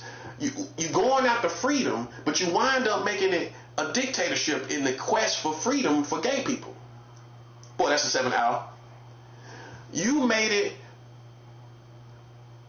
a dictatorship in the quest for gay people to have rights, but then you made it the whole culture a dictatorship. Well, some people just don't agree with it, man. It's just what it is. You ain't gonna ever make everybody agree with that. That's what some gay people gotta come to terms with. You are not ever in your lifetime gonna see this whole country agree with gay and homosexuality and lesbianism. It's not gonna happen, bro. It's just not gonna happen. It's just not gonna happen. And not with time or nothing. You got people that hate gay people and they young. They young and they hate gay people. Listen, you ain't gonna ever get everybody to love you, and that's just what it is. And that it ain't nothing you can do about it. And why we saying you can't make everybody love you? That's for black people too. You can't make everybody love you. Some people is not gonna love you. That's just what it is. Some people ain't gonna love you, man. And your mom should have taught you that when you was a kid. Your mom should have taught you that. Everybody's not gonna love you. My mom used to tell me, everybody ain't your friend. See, I grew up hearing that. Everybody ain't your friend. And so I learned at a young age, everybody's not your friend. So if you don't hear those type of things in your household, you'll go up, you'll run around like an orphan, a motherless child, acting like everybody's supposed to love you. And that's whether you black, whether you gay, or whatever. You need to be told. You live in a world where it don't matter if it ain't racism. People gonna hate you just because of you, not because you black, because of you. What about that? What about if there was no racism? People still hate you. I just hate you. It ain't because you're black. I hate you, not because you're black. And see, some people cause hate on themselves. You listen, you done stuff to make people hate you, and you think it's because you black. You done stuff to make people hate you, and then you insult our intelligence, acting like it's because you black. Like in my case, when you gang stalked me and played with my integrity all out in the streets, and you act like that part didn't happen. Like I just magically was in this position where I just was standoffish towards you and hated you for no reason. But leaving out the beginning where you played with my integrity and you went all around the country talking about I was a pedophile, but you couldn't prove it. But that you just was gay and you was ratchet. That's what I want to use, ghetto and ratchet. And that's the truth. Some elements that white people might not understand. When people are ghetto and ratchet, they come out here talking on stuff they don't know nothing about. That's part of it. What's part of the ghetto culture? Talking all about everybody. Just sitting around talking, eating chicken, sitting around talking about people. What's part of the ratchet culture? A whole bunch of funky people sitting around talking about everybody. And see, white folks ain't close enough to black people to know that. So only black people can call it out. We the only ones, that part right there, buddy. We the only ones that can call it out, man. We know what this was with me was nothing but ignorant people sitting around talking about something they ain't know nothing about. And we already know what type of energy that is. See, white folks didn't know. And then you walk on eggshells with black people anyway. You just glad to be cool with them anyway, halfway. So then you ain't gonna call it what it is. You ain't gonna call a spade a spade. You ain't gonna call it that. I call it what it is. It's ghetto and ratchet. That's what it is. That's all it is. That's why you can't make no sense of it. You notice that? You can't make no sense of it because it's ratchet. It's ghetto. That's all it is. And it don't mean they real.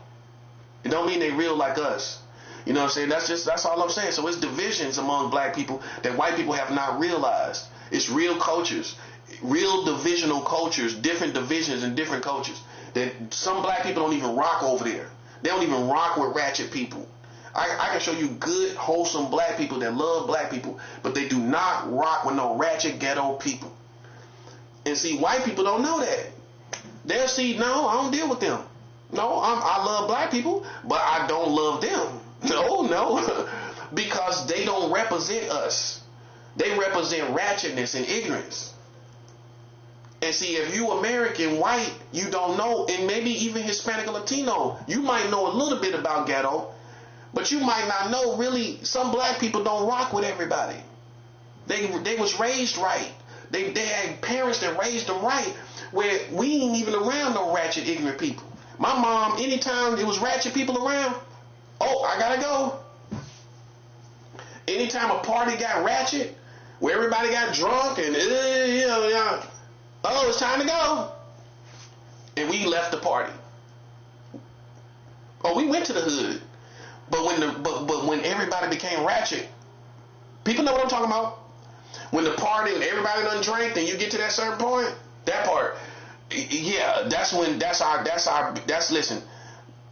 our cue, right? Yeah, the party's over. Now it's just a crap show right now. It's just a drunk crap show.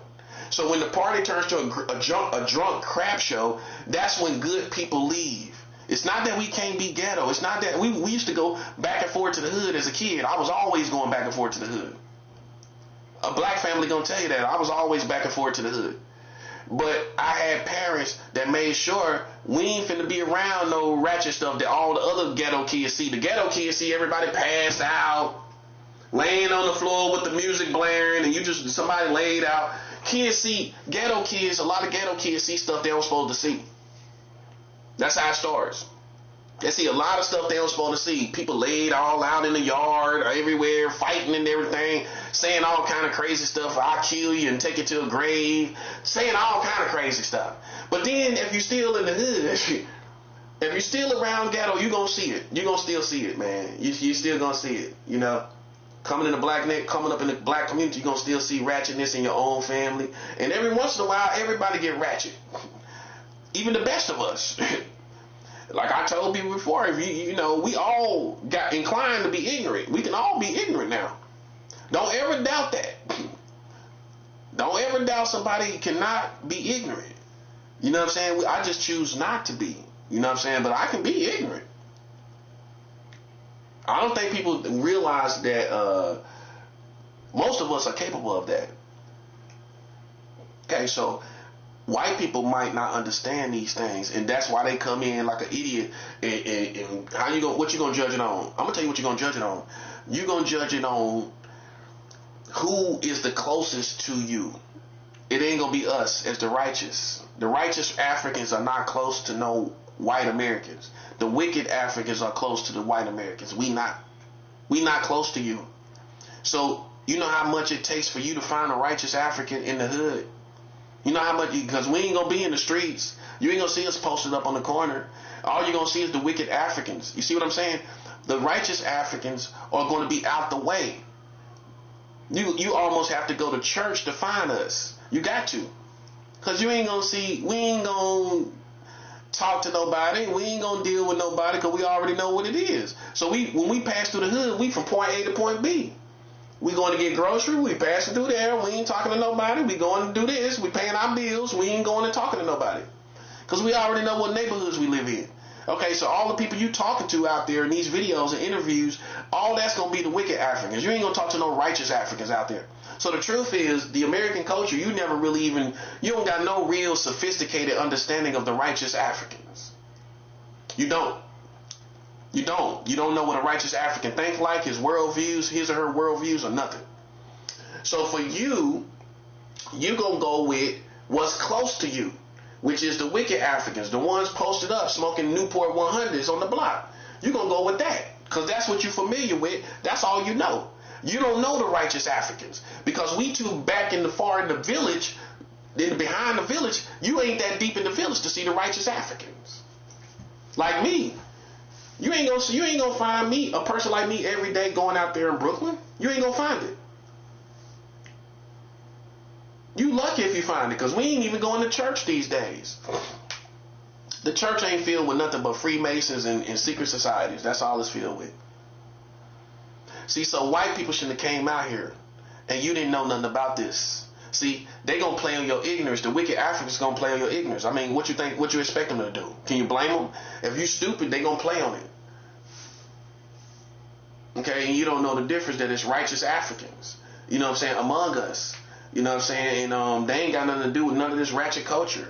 I mean, the shocking thing that I've seen lately is young black women saying they ain't listening to none of that rap. They ain't listening to rap in like a year or two, some time like that. Like no ratchet rap. When black people, young black women, done stop, and they ain't even Christians. They done stop listening to ratchet rap and all that, man. Because people disgusted. That's what it is. People are disgusted. You know, at least with back in the day, you know, people had a message, you know what I'm saying? You left away relating to some of the message, but now it's a crap show. It's like listening to a lyrical crap show. It's like a hip-hop crap show, basically. It's like listening to a musical crap show. That's what it is. It's a musical crap show, you know, for like 4 minutes. And, you know, and so, I think more than ever, man, that's what we at as far as music that come out now. I'm not saying it's every person, but like I went through some issues of everybody in the, that's doing stuff now, and you can see even the people that got talent, they devote they lyrics and talent to crap show type of perspective, man. Like all these fake beefs and all this little funny beef and all this crazy stuff, calling people pedophiles and you ain't got no proof of it. Like how Kendrick Lamar did Drake. That's a crap show. That's all it is. That's a crap show, bruh.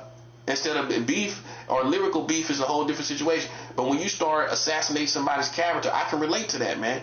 I don't feel that at all, bro. That's a crap show. And I understand why he sued him. I understand why he sued whoever he sued. Because it's one thing to have beef. It's one thing to come out here and saying some words like that. And if you from the streets, I expect Kendrick Lamar to understand that. You can't put that on somebody's head, bro, out in these streets, and expect nobody don't feel some certain type of way about you, bro. That's killing words to me. You say something like that, people want to kill you. I'm just saying, whoever it is. If somebody call you a pedophile, you don't want to kill them people. No, it ain't just words. That's you telling other people that stuff. That this person want to have sex with kids. I would want to kill anybody that say that. That's a natural response. That's a normal response. For somebody to say that and they can't prove that, what you want to do with them? You want to kill somebody like that. Going out here telling the community and somebody else gonna want to hurt you. Somebody else gonna want to hurt you for that. So it's a crap show. Even people with talent practice crap show lyrics and talent, and they use their talent for a crap show. So I'm everybody's out of it, man. You know what I'm saying? When you start seeing people that got talent like Kendrick Lamar start using their talent for a crap show, it's over, bro. See, you can have talent, but you use it for a crap show. You know what I'm saying? You use it for a crap show. You know what I'm saying? And then it's just like it's a lost cause, man. As far as the entertainment purpose, it's a lost cause, bro. It's a lost cause, man. And so it's just like people got to understand this, bro. You got to understand this very clearly. It's a war between the righteous Africans and the wicked Africans. It's a war between the righteous Africans and the wicked Africans.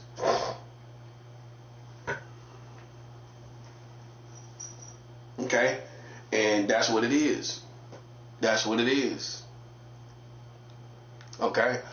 I don't owe you no. This is, see, for me, as a righteous man, I'm just keeping it real with you. It's certain parts of my manhood that I express that many wicked men are not going to express, because it's just not something that's on their mind. When you're a low quality person, it's just certain, you know, some wicked people don't have it all together. They don't. And you know, righteous people gonna have good, wholesome perspectives. And one of my wholesome perspectives is, I am not subject to your opinion. I hate to tell you, I'm not subject to your opinion. Okay, that's just what it is. It's not gonna happen. It's not gonna happen. So I don't care like what you think. If you're not man enough, see, righteous people and wicked people don't think the same. Like, if you ain't man enough to say something to my face as a righteous African, if you're not man enough to say it to my face, then I esteem you as a high school teenager. You know what I'm saying? I don't even see you as my equal. I mean, some in the black community, I'm gonna tell you something that's very true. Because of our lack of education, some people remain children in their thinking, and they remain boys and girls, and they grow up and they have to do stuff, but they're not totally there like a grown man. They don't, and they know it themselves. They didn't get to a certain level in life, and they didn't also get there intellectually, as they did not get there physically and financially. Is certain levels intellectually they did not get to either. That's why we have to separate. It's you're forced to, especially when you see someone intellectually has a problem. When you see that, listen, man, I don't know what kind of conversation we would even have. That's what I'm saying. We don't mingle with the wicked Africans. I don't. But where it gets tricky is, man, you got real ones out in the streets, and they hold certain principles, and that's the only reason we even acknowledge them, because they hold certain principles, they hold certain attributes. Like some of these rappers back in the day, we'll hold them up. Like even Bob Marley, we respect many. You'll find many Christians that respect Bob Marley's philosophies. You know what I'm saying? They will respect his philosophies in life. You know what I'm saying? And it's other it's rappers and things will respect their philosophy, but that's why we embrace real ones, because it's something there. You know what I'm saying? They got character, they got manhood in many cases, and that's what makes us acknowledge that person, acknowledge their principles, acknowledge their manhood. Okay, and so that's that.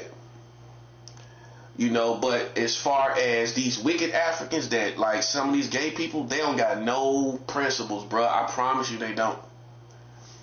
And it's not because they gay, it's their culture that don't give them nothing to think about. It don't give them nothing to think about how they interact with the community, how they interact. That's why some of them are, I'm not being stereotypical, but I've seen two gay people tell me they was pedophiles.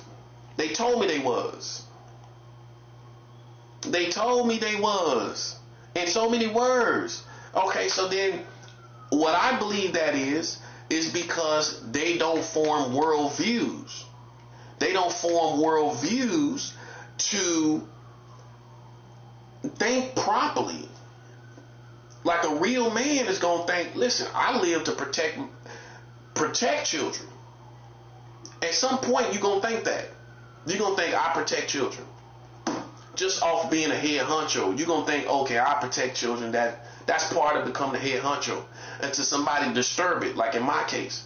Now, if you disturb it, and you start questioning my integrity, you start using your children as a weapon, even though as a head honcho, I'm geared to think to protect children, I'm not going to do it anymore. And so what people would do is point to that instead of why it happened, instead of listening to me and my whole story. You know what I'm saying? So for me, I took on myself to be a child protector long before this happened.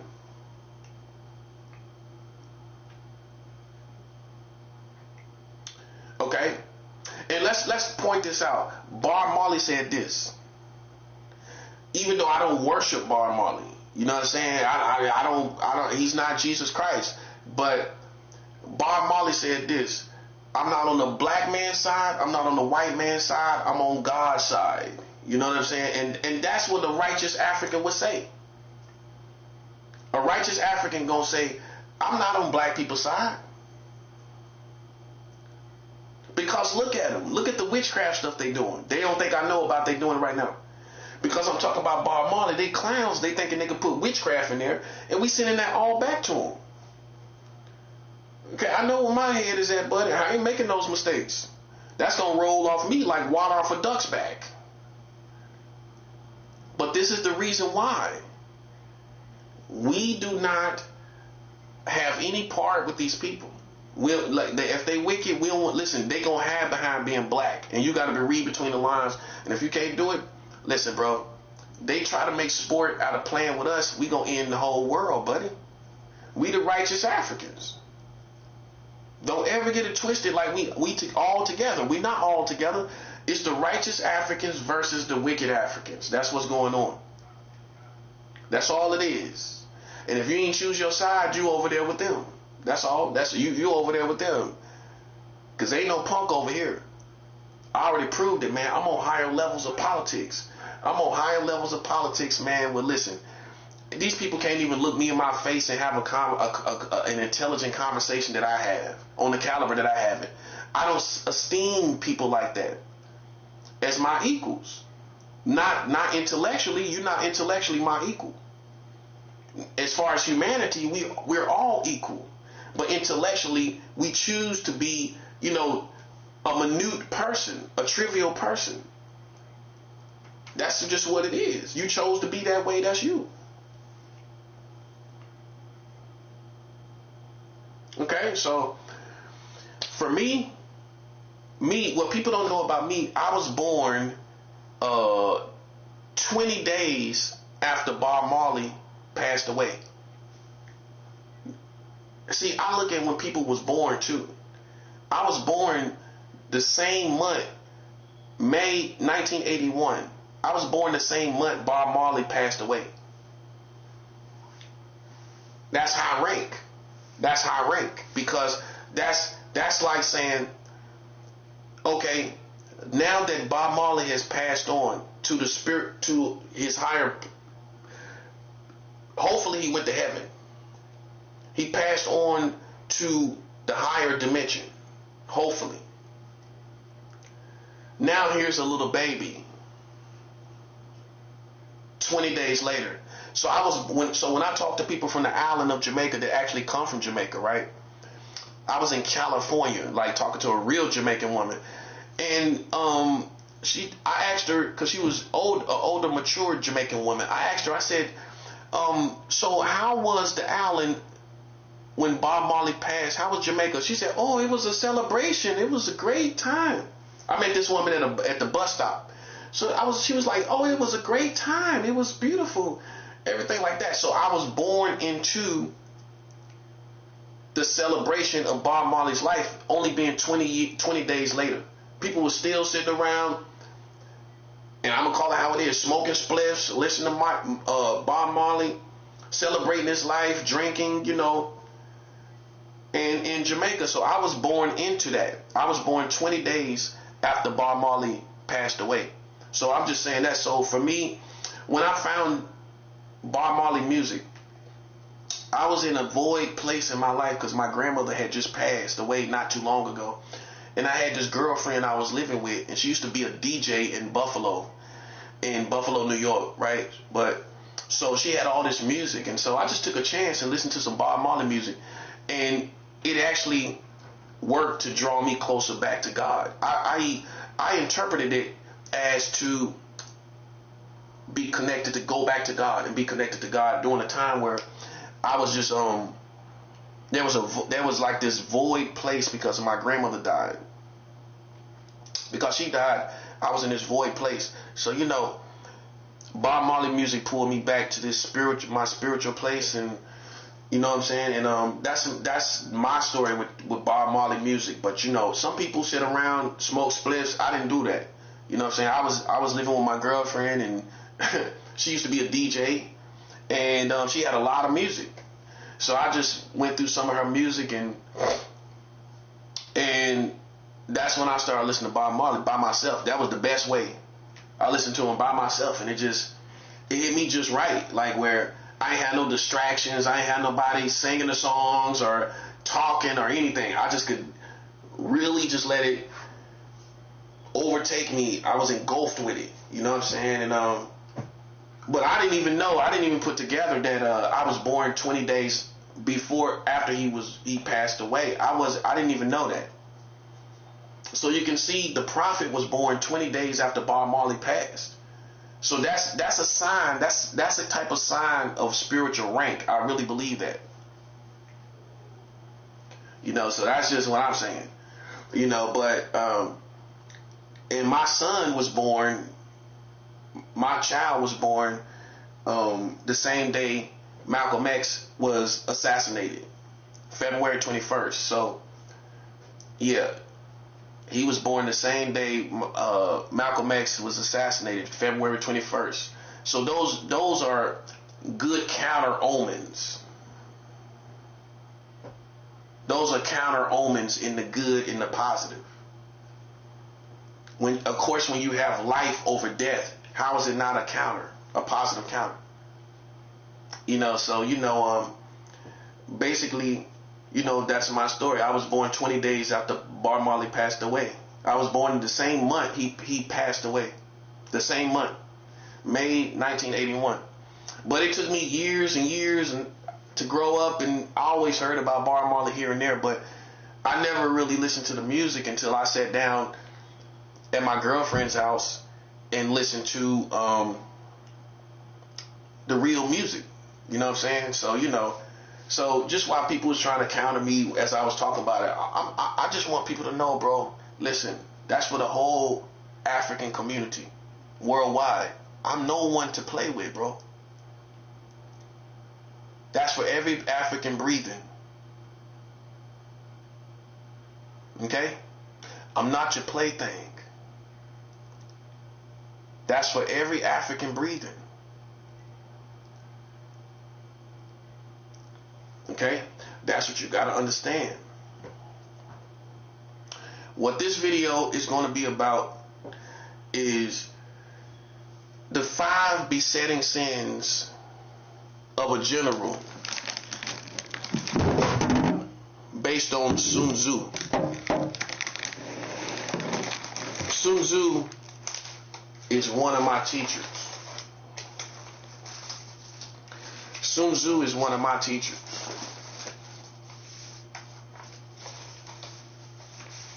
And he taught in the Art of War about the 5 besetting sins of a general.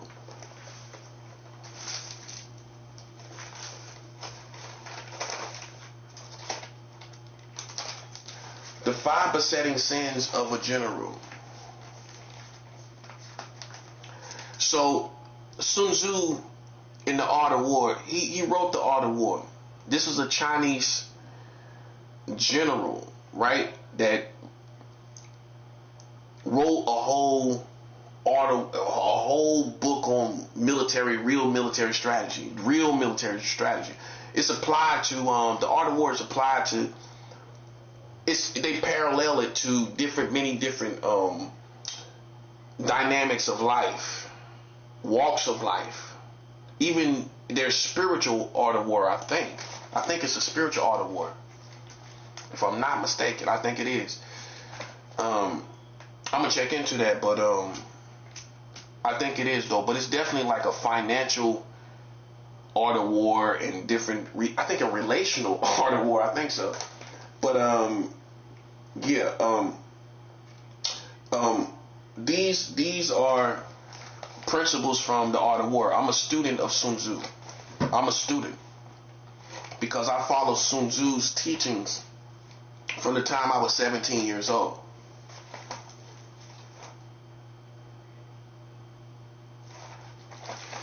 So I followed Tzu'S since I was 17. Okay, so just in case people think I'm just saying this to be cool or just saying it because it sounds cool, but I've been following the teachings. I've been reading the teachings. I went to get the Art of War from the library when I was only 17 years old. Okay, so I was still a boy when I was reading the Art of War.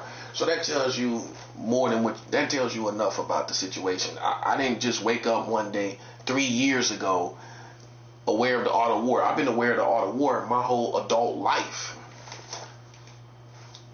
Okay, so so now, but I became a student the second time around when I revisited the information on Sun Tzu's Art of War. And I think it should have been taught properly among black leaders. You know what I'm saying? It wasn't incorporated into many people's teaching and philosophies. If you're gonna take up a teacher, Sun Tzu is one of the best, especially when it comes to war. When it comes to war, he's one of the best.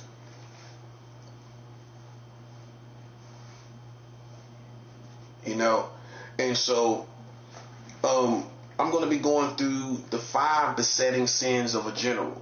This is the 5 besetting sins, and it's one particular one I want to talk about, which provoked this whole message in the first place. Is a delicacy of honor. That's the 4th one. And so that's what provoked this whole message, because you can't be delicate in honor, which means if something cross your mind or you make a mistake, you don't let these clowns that walk that tightrope themselves like punks. Have you ever met somebody that they ain't really do nothing wrong, but they keep apologizing to people like a punk?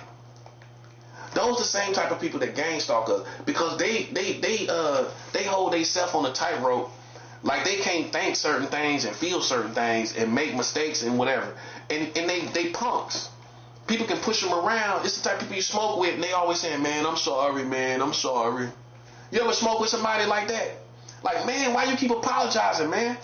Have you ever met somebody in your life? You get my age, you probably have. You hanging with them and they keep apologizing. They apologizing about everything. And it seems nice until you get around a tough guy, and a guy's like, "Yo, stop apologizing, man. Yo, you cool, man. Stop apologizing. Stop apologizing." Have you ever been one of them dudes? And this dude is just like bowing down, like pathetically. Like, okay, I know sometimes we humble ourselves in situations, right? And we might be humble towards our homies or whatever. You know what I'm saying? But just like, or you might be going through some other stuff and you just emotional or whatever. But just bowing down to people like, "Oh, I'm sorry," and "I'm sorry." I don't do that for nobody. So I know where my head is at, right? But these people, I can tell how they work psychological games. They worry about what people thinking. You know how I know? Because you're busy projecting that towards me like I'm gonna worry about it, and I don't. It don't fit my psychology. If I know it's you, and that's that, and I ain't worried about it. They just can't stand when you talk on the levels of Bob Marley, because they didn't realize you was that real. You know what I'm saying? Where you can't make it up. Where half of these people wasn't born the same month that Bob Marley passed away. That's me. That's my story. So I was born into an energy. If you understand spirituality, I was born into Bob Marley energy, vibration all over the world. People celebrating him when I was born. I was born into that. Basically, I was born into the celebration of Bob Marley. I was born, see what I'm saying? But you think I'm not worthy to talk about it because you feel that way about yourself.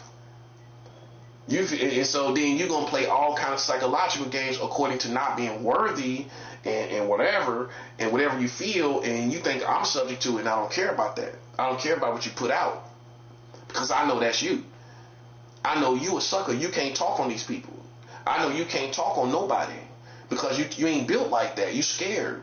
You the type of person that apologize. Oh, I'm sorry. I ain't apologizing for nothing if I ain't done it.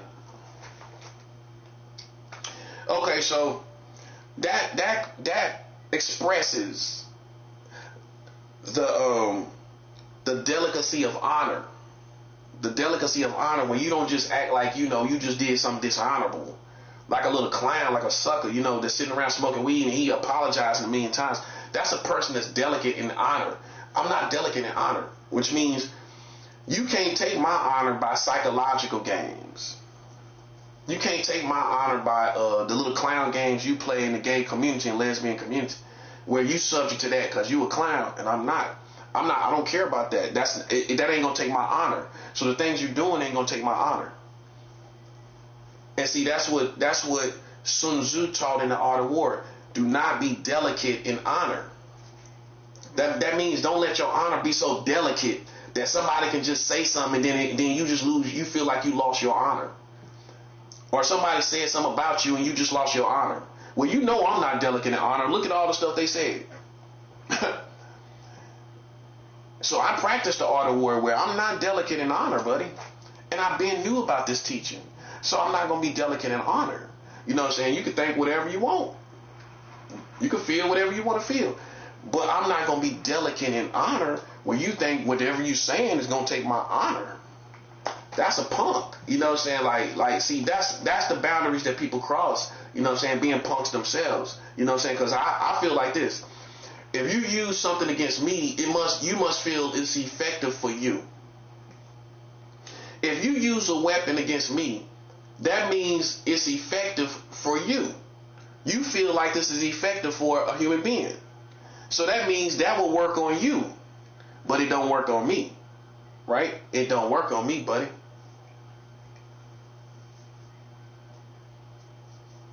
It don't work on me. And so that's why we two different types of people. You punks and I'm not. Like, I don't bite my tongue. I say what I need to say. And that's how I live my life. And that's how everybody else live their life. And if you're really black, that's one of the things about being black. Ain't no way in the world you're going to shut me down and I don't say what I feel. I'm going to say exactly what I feel. I'm going to tell you about yourself too if I got to. I'm going to tell you about yourself.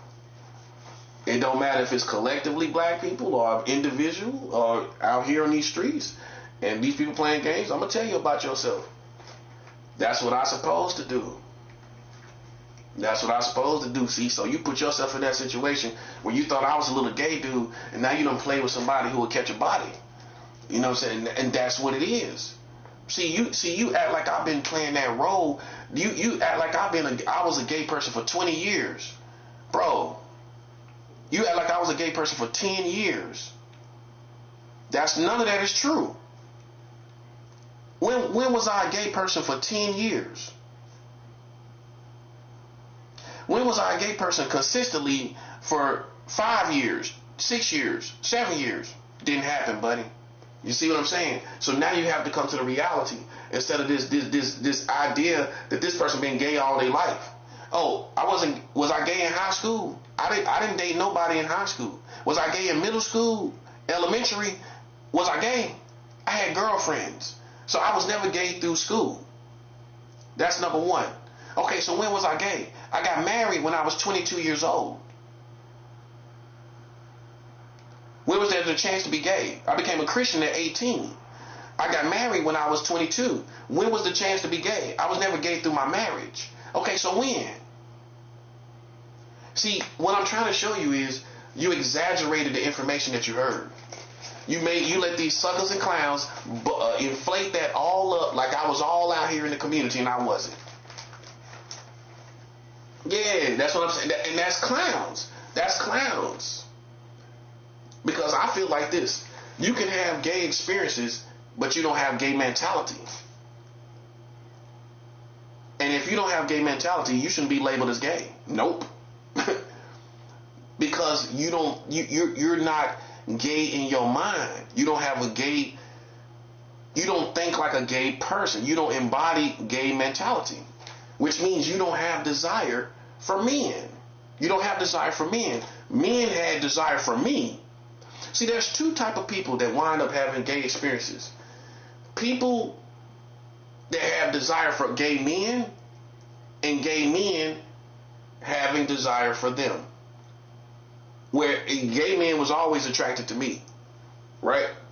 That's what it was. It wasn't that I was struggling with being attracted to gay men. So you can give in to it, being that men are attracted to you, and somehow you give in to it. But you never was attracted to men. See, some people think, and this is the funny part about it, gay people so elementary in their understanding of gay experiences. Like it's just cut and dry, but they the main one to tell you life ain't cut and dry based on their sexuality. But then when you challenge them on gay experiences and what it consists of in the mentality, they prove to be amateurs in their intellect as far as what it is to be gay. You just think that somebody have an experience, oh, they gay. That means you're a simp to me, man. Just like a lesbian, a girl can have all kind of experiences, and she have a whole family. So was she gay? Well, then why she got a whole family now? See, women get to do that. They can play around with women and then get a whole family after that. And then nobody don't think they a lesbian at all. A black woman can have all kind of gay experiences for a good time. She can experience it, go to the room, drink, turn up, do all kind of wild sex acts with lesbians. A couple years later, she can go get with a dude and have a whole family. And nobody don't even question her sexuality. That's in the black community. Oh, a lesbian, she can have a whole, oh yeah, she was messing around with girls, but she got a family now. And they dropped that totally. What's the difference? A man can have, see, it's a certain type of person, just like that woman. It's a certain type of man that can have these experiences and then go have a whole family after that. They don't want no man. See, but if you're a corny person, you're gonna even misrepresent gay experiences and gay activity. You're gonna misrepresent it because you don't understand it. You think you a poster boy for it, cause why? Cause you the main one doing it? That make you a poster boy for understanding all of it? No, you don't.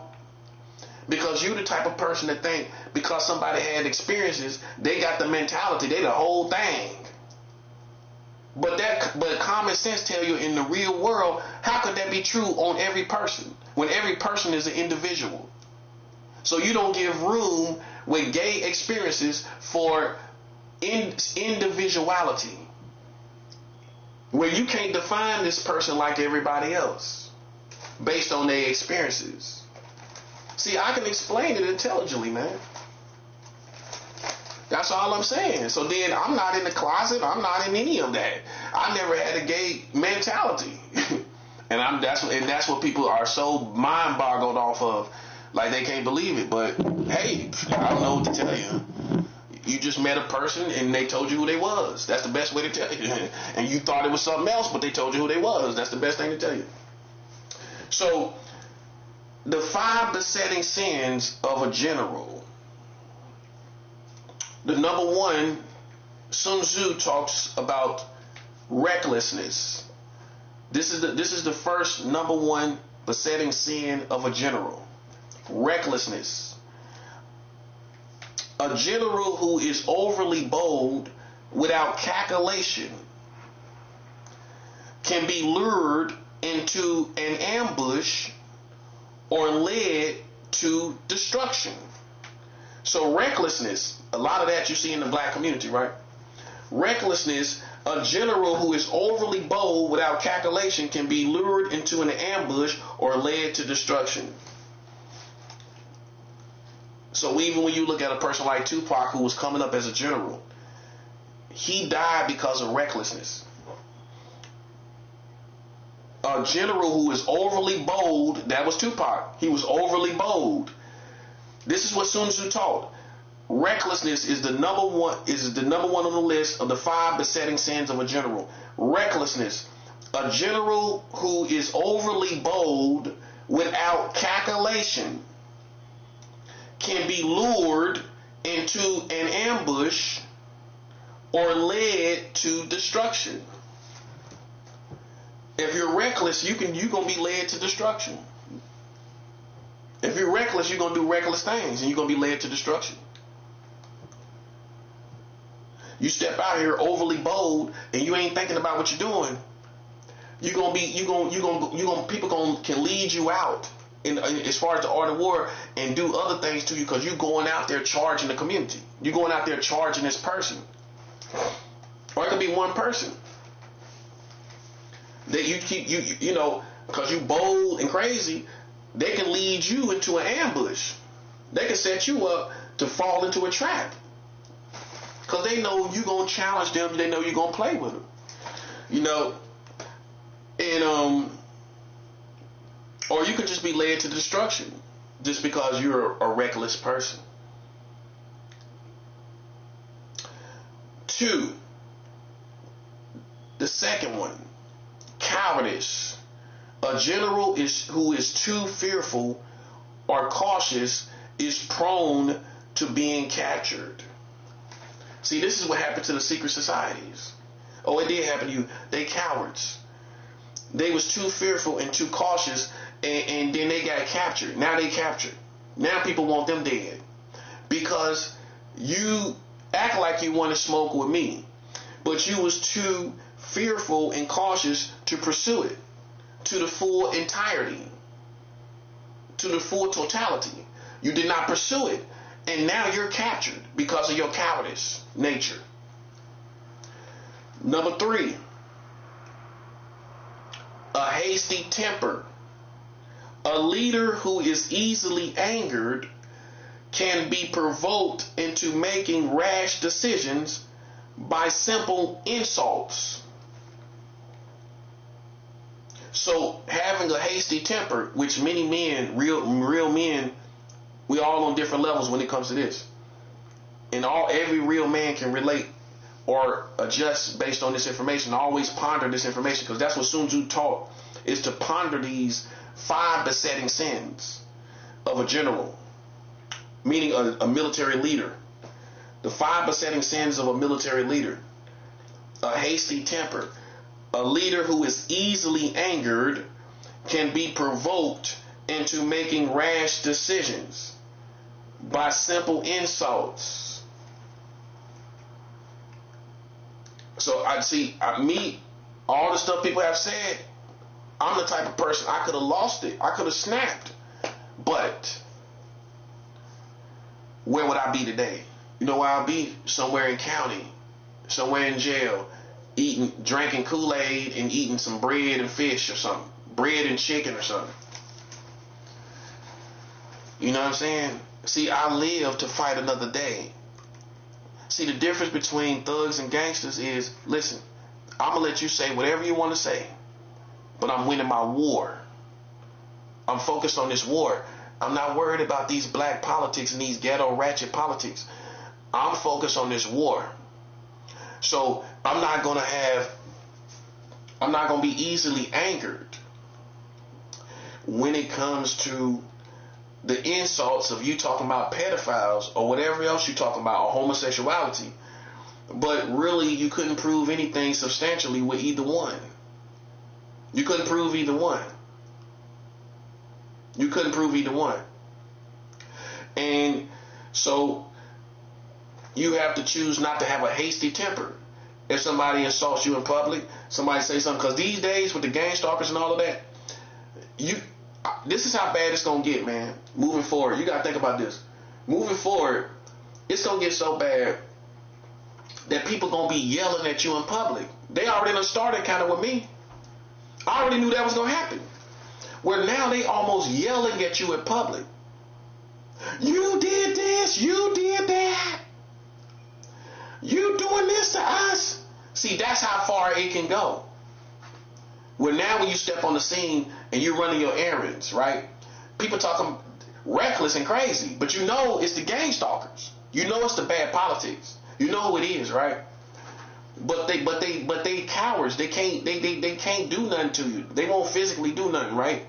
So they gonna just be screaming at us, saying all kind of crazy stuff in public, and you can't challenge it because you're gonna be in jail. You got to be able to not have a hasty temper, and not be not be easily angered and provoked into making rash decisions of beating up somebody or pulling out weapons by simple insults. It's not easy, but this is what you got to do. You got to retrain yourself from being a thug and a gangster to being a soldier. A soldier is glad that you think actually the opposite of who he is. Because as long as you think the opposite, I got the upper hand. I got the advantage. See, that's the first psychology 101 when you become a soldier is, listen, you can do whatever you want to do. You can think whatever you want to think about me.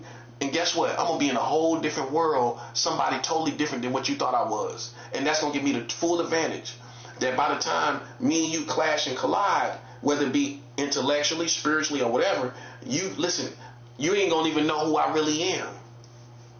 So how would you know who I am on the battlefield? You ain't going to know. See, this is how I got this far. This is how it's World War III. And because they had me sized up like somebody else, and I didn't feel the need to challenge that. Because I'm a soldier. A thug and gangster gonna post up until he make himself clear. He would have posted up downstairs, like say for this building. He would have posted up downstairs and just, hung out till he made himself clear and understood. You know what I'm saying? Till people got it. And if they didn't get it, he'll make an example and beat somebody up. It might seem fake, but I show you real thugs and gangsters that do it. They'll make an example out of somebody. Okay, you want to see what I'm about? Okay, I'm gonna show you what I'm about. And they just wait for the next person to insult them and then criticize them, back to insults, and then they let them have it, right? Okay, so, but when you're a soldier, you let them think all that stuff. Guess what? Meanwhile, you don't think that stuff about yourself. You're a whole different person. It's a very comfortable, beautiful thing when you realize it, because they're not in your world. They're not connecting to your vibration or your thought process at all. They don't know none of that. In my case, they just going by politics. The worst thing you could do as far as military is to self-deceive yourself about somebody. That's 101 in military perspective. The worst thing you can do is self-deceive yourself like you in high school and you just want to believe this stuff about this person. Instead of looking at the truth and being guarded towards who they really are and being aware of who they really are. A soldier ain't gonna never dumb his enemies down. I don't dumb my enemies down. But if you make stupid decisions, you make stupid decisions. If you do stupid things, you do stupid things. But I ain't gonna esteem a person as stupid when they smart. But there's some people in black culture that will do that. They'll esteem you as stupid or retarded, but you're not, right? Okay, but that's to dumb you down. Because like they in high school, right? Like they in high school. And they get a certain type of pleasure out of dumbing you down. But the truth is, they know and you know that's not the truth. So all they do, see how reckless that culture is you self-deceive on your enemies. And I guarantee you a lot of people done died like that. They died like that. You died self-deceiving yourself about a person. Whether it was individually, collectively, or whatever. You deceived yourself about a person. You self-deceived yourself. One of the worst toxic things a soldier could do. Because a soldier is all about intelligence. What intelligence can I get for this situation? With meaning the information about this person. Who are they? Who are they for real? And so think about the reverse, the oxymoron of that, to say something that ain't true. You obviously see him with a woman. You obviously see him paying attention to women. But you talking about he a pedophile.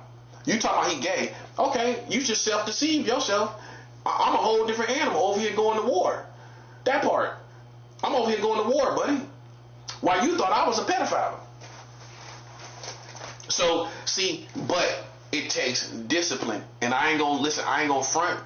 It's not easy, bro. It's not easy not to break somebody off, right?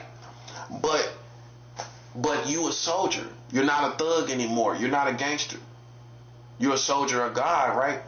So that don't mean you a pushover. You just have different strategies on how you destroy your enemies. So when they criticize you and whatever, you let them think that. That's what makes it easy. That's what makes it good for a soldier, because what makes it easy for me to do it, because I'm mature enough to know now I'm gonna be in a whole different world. Literally, everybody understand this concept. They over here thinking this, but I go chill in my room. I'm chilling, doing me. I'm a whole different person than what you thought. You thinking right now, I'm like a whole different person. And you over there thinking whatever you thinking, and it's not even real. It's a figment of your imagination. I'm a whole different person than what you thinking. So then you ain't gonna have your guard up. You ain't gonna be alert as you need to be with a man like me. Listen, man. Listen, that's the part of the ignorance from the black community, man, in American community. That's why they failed with me, because you self-deceived. See, that's my own philosophy right here outside of Tzu'S. You self-deceived yourself. That's the worst toxic thing you can do. If you in military and you looking at your enemy and you see that they're smarter than you, and smarter, they prove that by results and numbers. They prove to be smarter than you.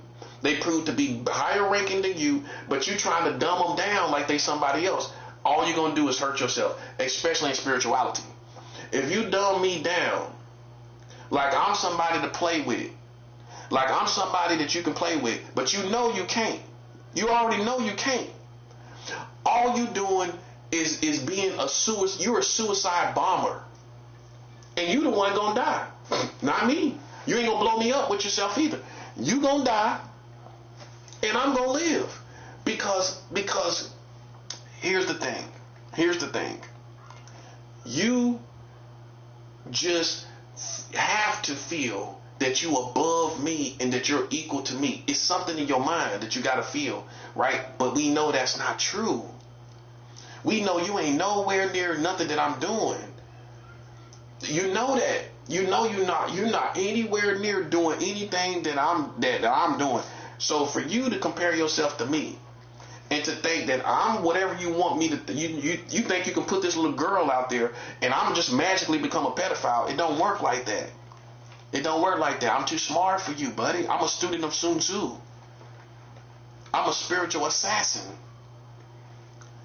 I'm sharp as they come.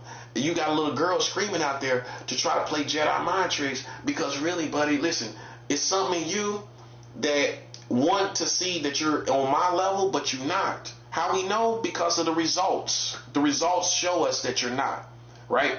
So you self-deceive. You self-deceive by insinuating something that you know is not true.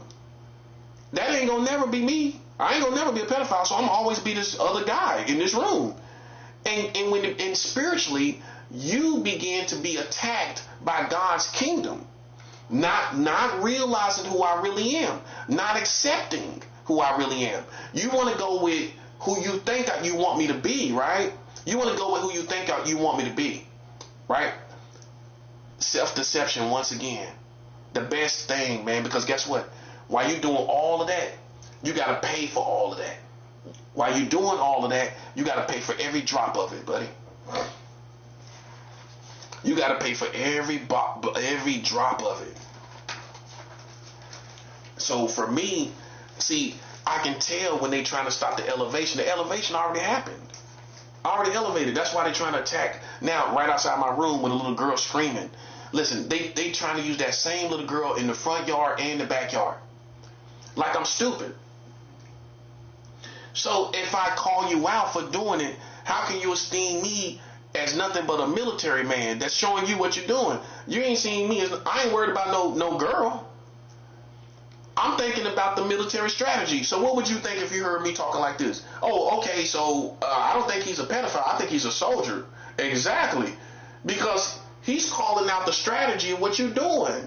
While you got the element of a girl, while you thought I would be stuck on that, I'm calling out the strategy behind it. I'm calling out the strategy behind it, buddy. That shows you who I am. And so look, man, we don't even care about that anyway. I've expressed that because we're not, and that's the point of this message. We are not delicate in our honor. We're not delicate in our honor where you can put a little girl outside and you can blow me down. I don't care what come across my mind. That's because I'm not delicate in honor. I don't care what you think because I'm not delicate in honor. And guess what? I can live with everything that crosses my mind. I'm telling you that to your face. So then that's the freedom that you get, and where it shows you not a punk. Listen, I can live with whatever crosses my mind, buddy. And so that separates the punk from the men. You got to say, hey, you know what? With all this psychological stuff going on, guess what? I can live with whatever. That's a part of being human. I can live with whatever crosses my mind. I ain't worried about it, man. You know what I'm saying? Because I know what I do and I don't do. I know what I will do and what I won't do, right? And that's that, bro. You don't obsess over that. You don't allow nobody to pull you into the world of obsession about something you would do or you thinking about doing or some sexual desire for children. That's what they trying to do. And see, I'm just man enough to address it. You know why? Because it ain't my shame. It's their shame. It's your shame if you got to use little girls and you can't be a grown man or woman. The people behind that little girl, you can't do nothing to me. Yeah, the people that's behind her, you can't do nothing with me, can you? Right. So there's another example of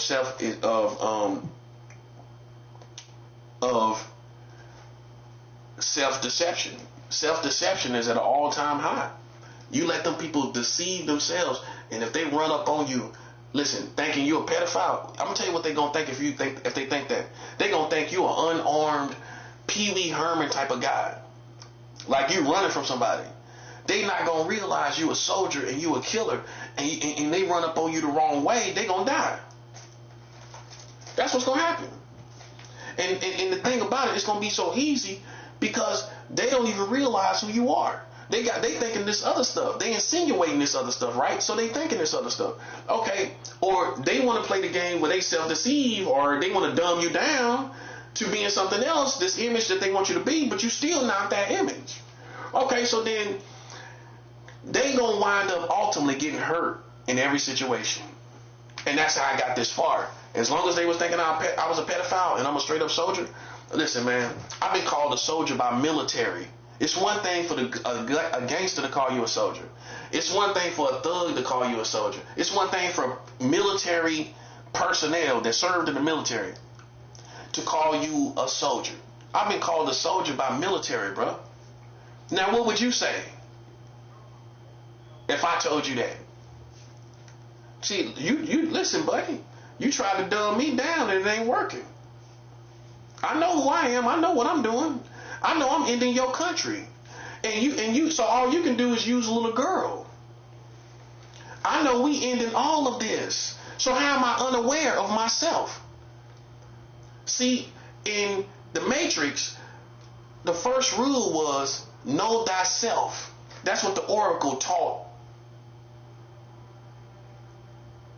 That's what the Oracle taught Neo. She taught Neo. She had a plaque on the threshold above the threshold of her kitchen. Know thyself, right? Know yourself. See, Sun Tzu taught this in The Art of War. If I know myself and I know my enemy, I need not to fear the outcome of 100 battles. Sun Tzu taught, if I know myself, I know you ain't no pedophile, right? But I know my enemy. They gonna be accusing and playing games with children. Then I don't need to fear if I'm gonna win because I know myself. And it comes all about back to not having delicacy of honor. That comes all together with Sun Tzu's philosophy, which is beautiful. Because once I know myself, I ain't gonna have delicacy of honor. I'm gonna know whatever crosses my mind. I know myself. So I know it ain't what you thinking you trying to make it to be. See what I'm saying? And I know you trying to make it be that. You trying to make it be that. But I know myself, and therefore I don't lose no wars. And see, listen, man. See, I'm going to tell you the worst mistake is in this situation with psychological war, right?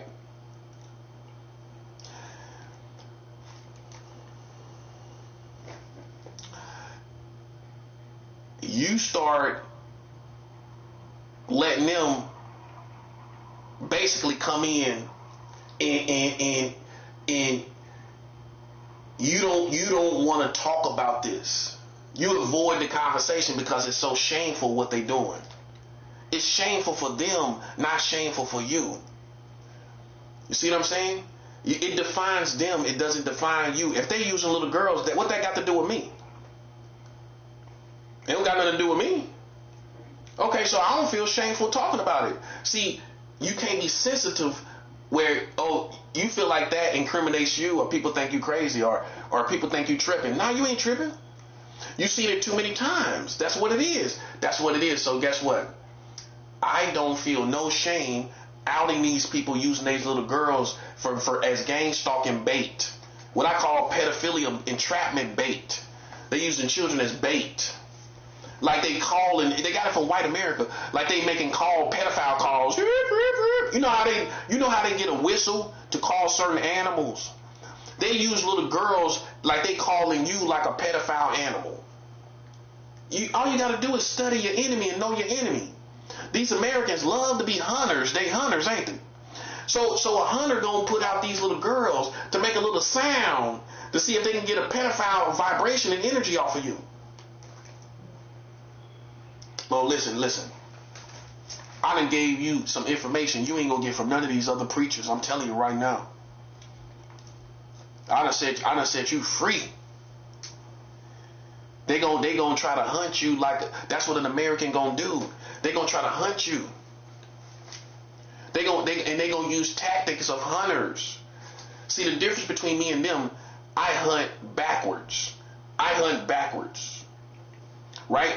Which means you've seen this in the movies. I let people come to me and I show everybody who's the problem. In this case, I let all these people come around and I show everybody what the problem is. And nobody's confused about who needs to die because I'm minding my business. And keep in mind, you ain't seeing me do nothing in real life, right? We got to come back to reality because see, they suck in reality. These people suck in reality. They bums, they losers in reality. Okay, so they got to use this psychological stuff to make it look like they're cool and rad and they're so hot and cool. In reality, they suck. Right? Okay, so then we have to tighten up and say, okay, let's just stick to reality. That's the strong suit, because that's ultimately what is going to determine everything. The police can't come and get you for psychological stuff, can they? The police can't come and arrest you saying, well, we seen you have pedophile thoughts in your mind. We got to arrest you for that. You got to go on in, Jerry. Jerry, we got to... You know how they know the locals... They know the person, they lock it up. Jerry, we got to go ahead and take you in, buddy.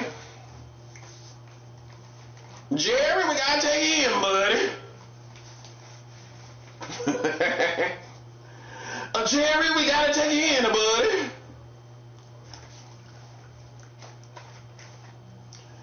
Listen, man. Hey, listen, man. Let me tell you something, man. Let me tell you something. The police can't take you in for no pedophile thoughts. The police can't take you in for some crumb across your mind that's wrong. That's what's going to bring you back to reality. The police can't put you in prison for none of that. That's you being in an intellectual prison. You in the psychological prison, where you let people act like they can prosecute you and incarcerate you based off of your psychology. I mean, I'm just keeping it real. I don't care what crossed my mind, buddy. Listen, we still gonna win this war, and it's still on and popping, and I don't care nothing about what you're talking about. I don't care nothing about it.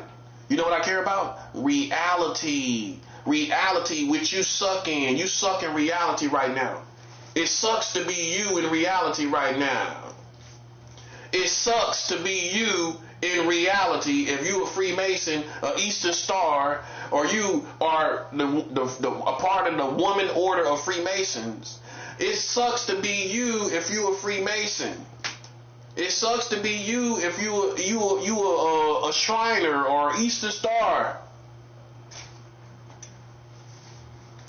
We don't care how many degrees of Freemasonry you got either. It sucks to be you, buddy. Because everybody knows, it's no secret, that you cause all these problems. And everybody wants you gone.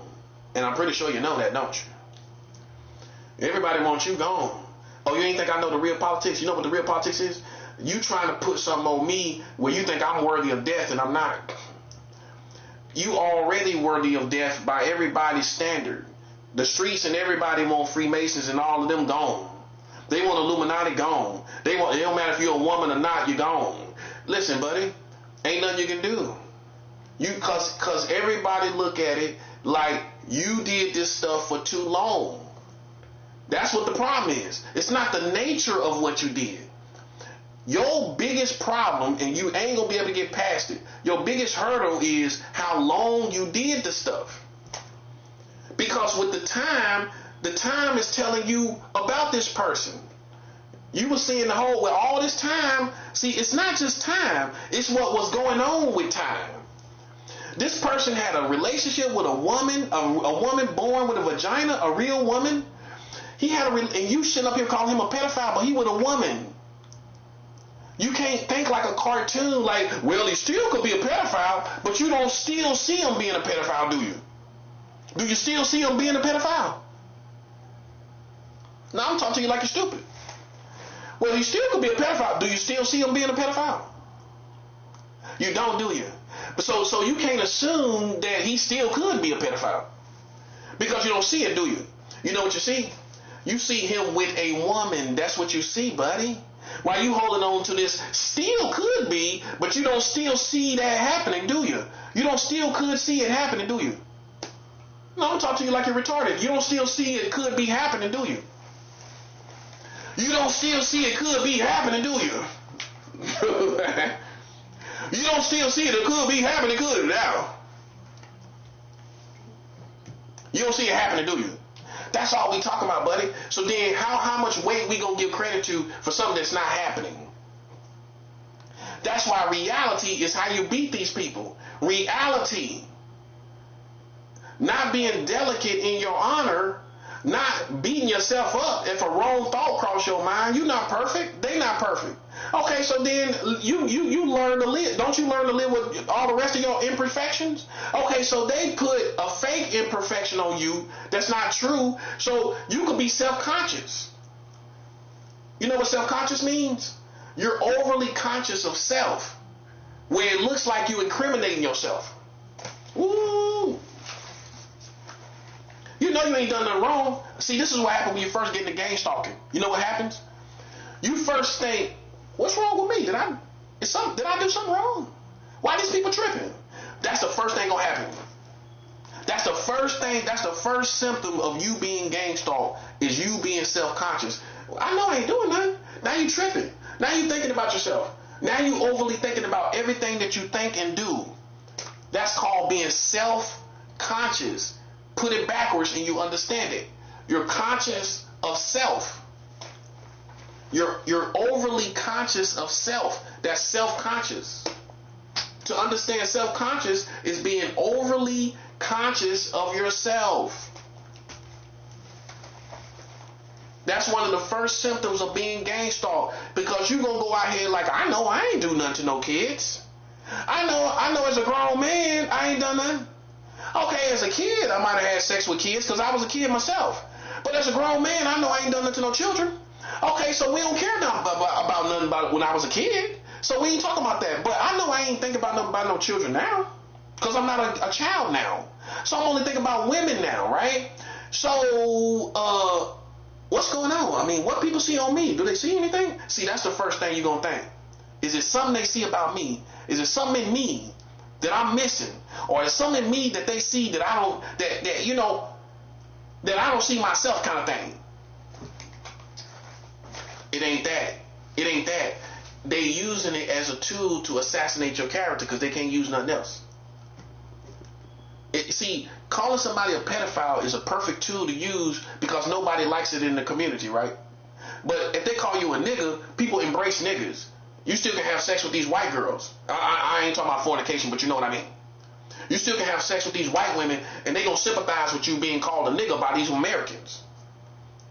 So it's people that so they can't demonize you in America by calling you a nigga because it's white girls that's gonna sympathize with that in a good way.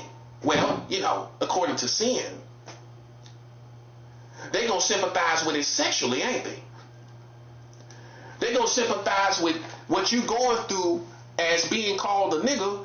The white girls gonna sympathize with it sexually. So then that ain't gonna work. Okay, so calling me a killer, that ain't gonna work. Oh, back in the day, they used to call black people savages. You remember that? When they act like we was wolves or animals, savage like beasts, killing people. Oh, well, that's kind of celebrated now. Even the term savage is celebrated. But it was used against us in the past, where they call people savages. Oh, you call a black dude a savage now, white girls jocking them.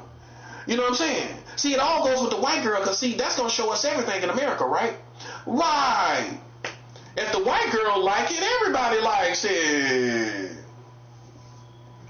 If the white girl like it, everybody like it, don't they? Don't they? But it's true. She becomes the standard. If a white girl like the niggas, oh, everybody like the niggas. Now the Chinese girls like the niggas. Now the Indian girls like the niggas. Now everybody else like the niggas. Oh, white girl like the savages. Everybody like the savages. Everybody like the killers, the gangsters. See, back in the day, they'll tell you, oh yeah, they thugs. Calling a black man a thug. Oh, white girls like the thugs.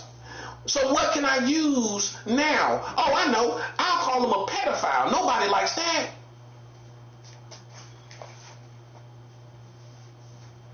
Nobody likes that. No white girls would like that.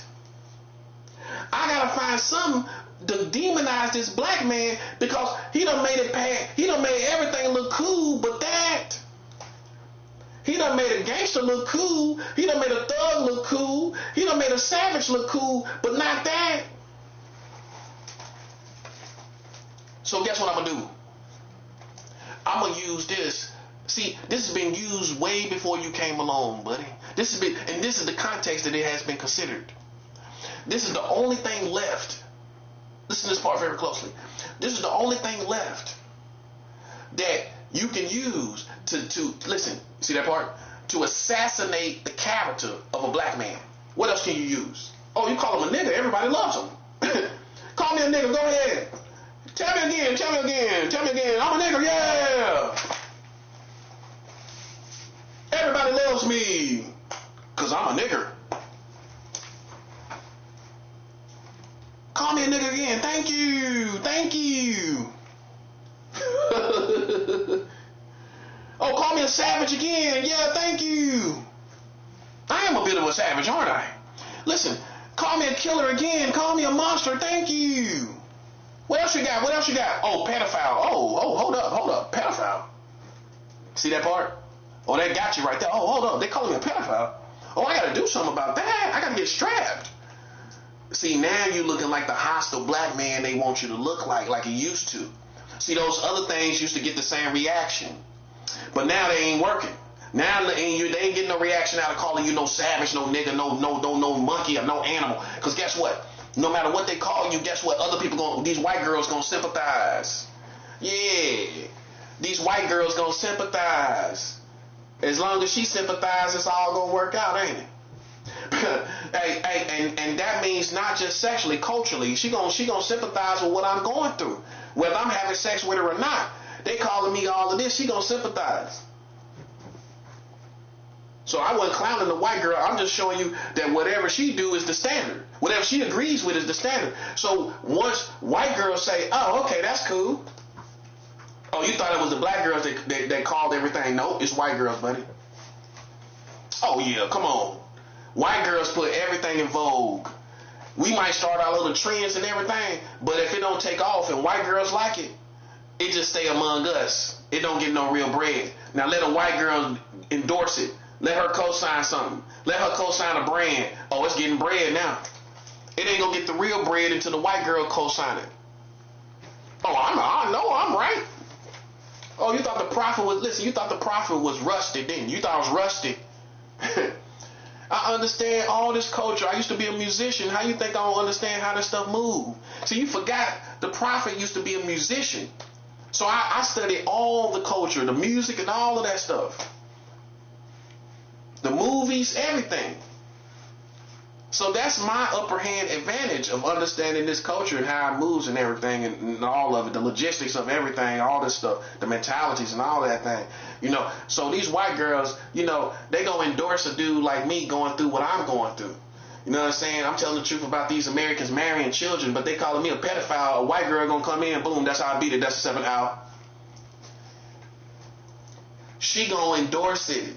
She gonna say, yo, they calling him a pedophile. White girl gonna say, but yeah, they marrying children.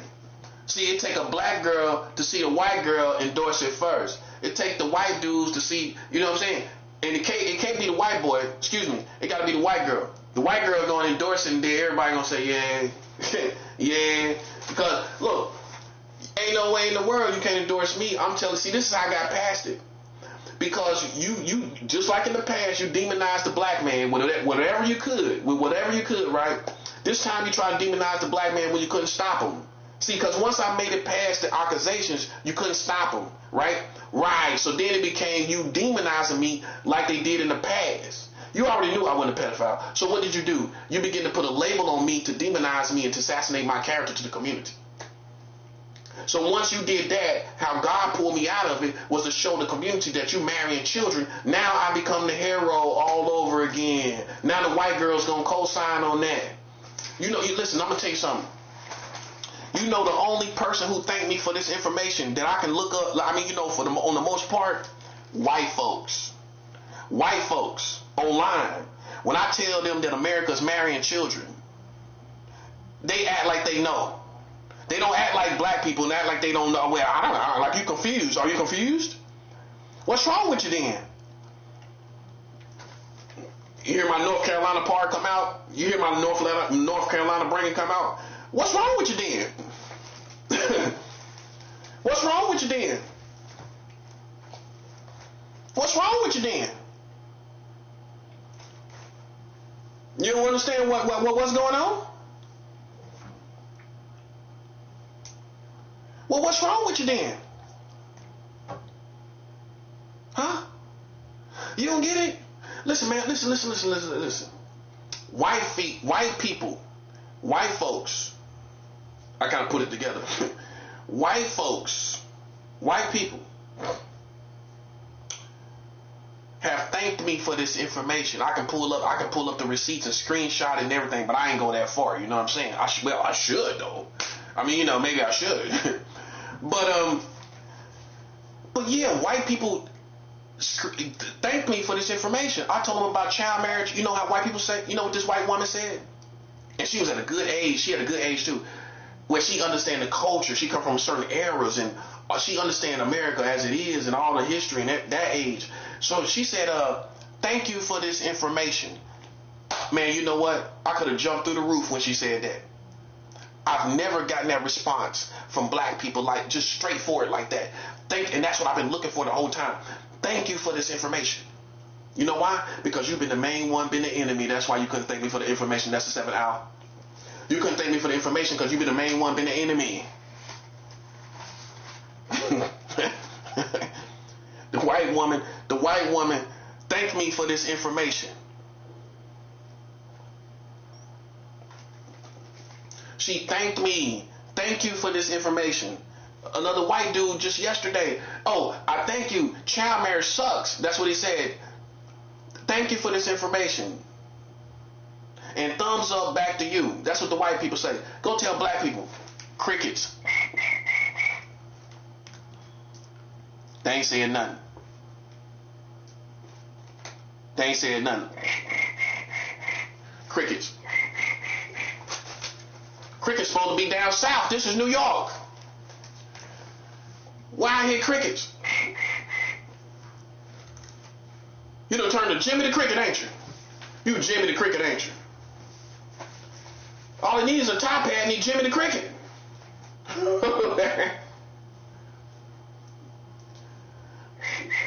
You Jimmy the Cricket, ain't you? Listen, man.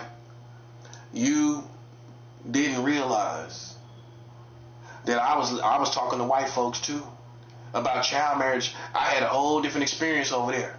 Oh yeah, I educate white folks, and they thank me for this information. You know what a white policeman said? Thank you, and we thank you for this information.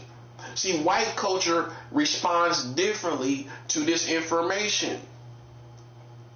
Black folks, because they've been playing with me and they acting like this is basketball or football or whatever else ball, you know, you thought this was a game of ball. You thought this was a ball game then. You thought this was a ball game. You thought this was a ball game, didn't you? You thought this was a ball game, didn't you? Listen, man. You thought this was a ball. You confused. You think this is a ball game, don't you? It's almost World War III, and you think this is a ball game, don't you, buddy? This ain't no ball game, bruh. And so white folks is thanking me for this information, and black folks think it's a ball game. Pass this information. They hear the information, and then after they think we going to a ball game. They think we going to a ball game. You think we going to ball game?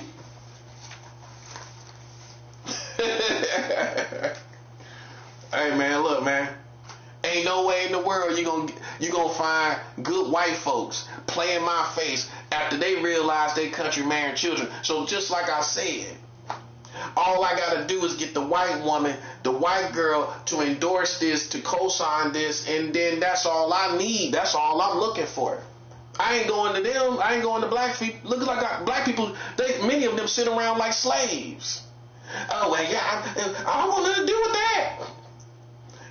But you want something to do with me, don't you?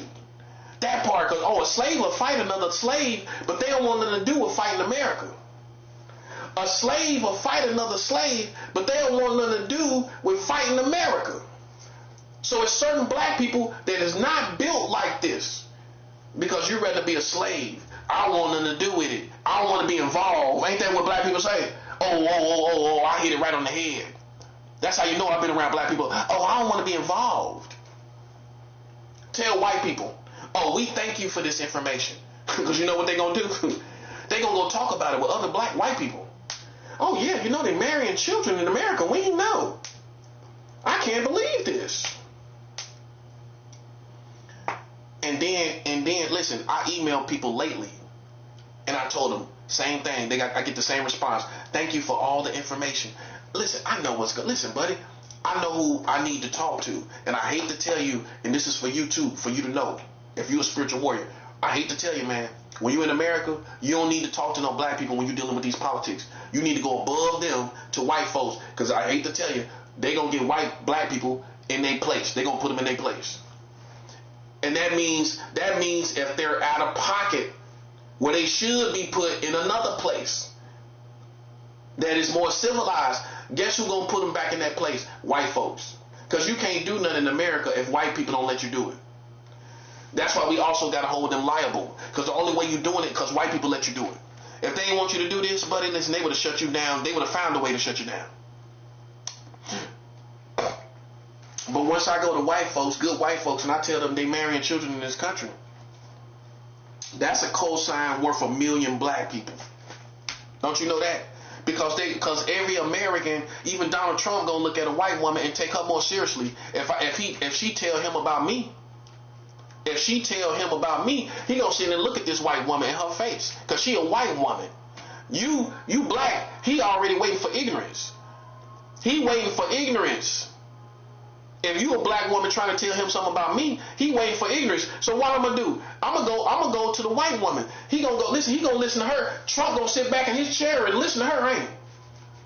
Oh, if he listen to Kanye West, you think he telling me he ain't gonna listen to a white woman? No, I'm just being real.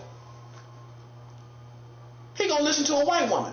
And she tell him, oh, you know, this young man is the one talking about you, America marrying children. That's who he really is. Y'all talking about a pedophile. This is the very man that's telling the country about us marrying children. That's how everybody gonna look at it. And that's how you get taken seriously in America. You get cosigns and you get cosigns from white folks.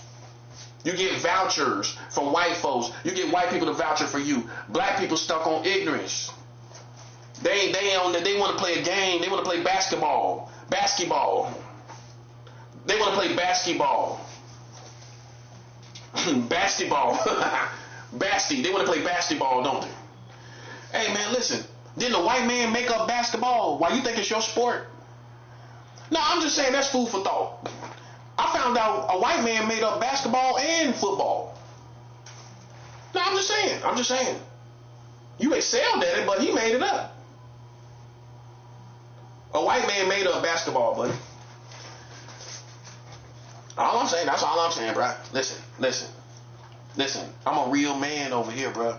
And when it's wartime, listen, I'm gonna put the ammo where it needs to be. Make sense? I'm gonna put the ammo where it needs to be. You need to hear it. All of y'all sitting around think it's a basketball game after all this stuff going on, and we talking about child marriage, and it's more dangerous than ever.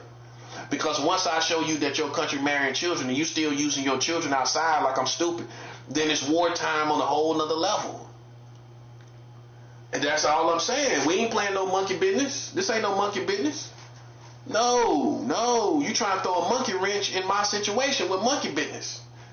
You trying to throw a monkey wrench in my situation while I'm making these videos with monkey business. Using children outside to throw off my mojo, but it ain't gonna work. That's all I'm saying. And see, that's a dangerous place for you because you don't want to see how we know you ain't really about that life, because why you don't respond to this information about children? Why you ain't responding to it? If you love children so much, why can't you respond to this information?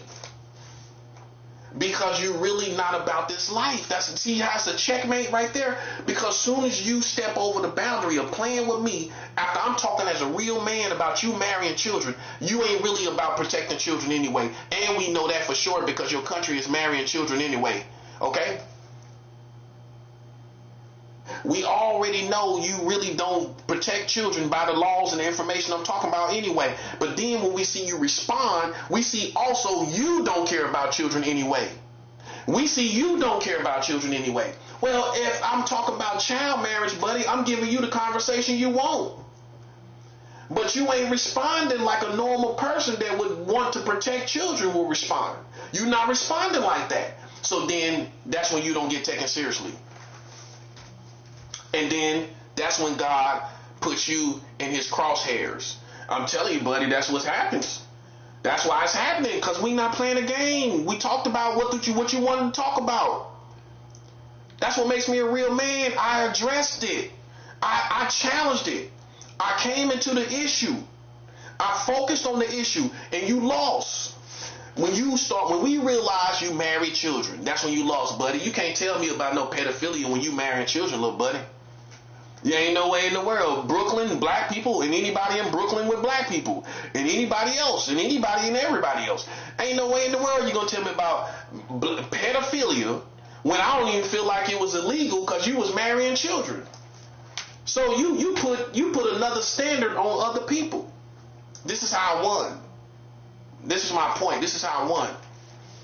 And so we're not worried about the insults. We're not worried about those insults because we know that you're marrying children. We don't care about what you're insinuating, putting your children out there trying to see if you can get a psychological thought of pedophilia from us, because we know you went beyond that into reality and back to reality. Once we win in reality, we win everywhere. Well, if you marrying children, I win everywhere. I win psychologically, I win mentally, spiritually. I win every way possible. If you're marrying children, I win every way possible. I win every way possible. oh. Hey, man, look, man. Man, listen, we know it's all you anyway. See, that's the good thing. You know what the good thing is? We know it's all you anyway, playing wizard games. You think you Luke Skywalker, don't you? It didn't work, buddy. Jedi mind tricks don't work on Darth Vader, buddy. Hey, I'm a righteous Darth Vader, buddy. I'm a righteous Darth Vader. Listen, it don't work on me, buddy. Jedi mind tricks don't work on Vader.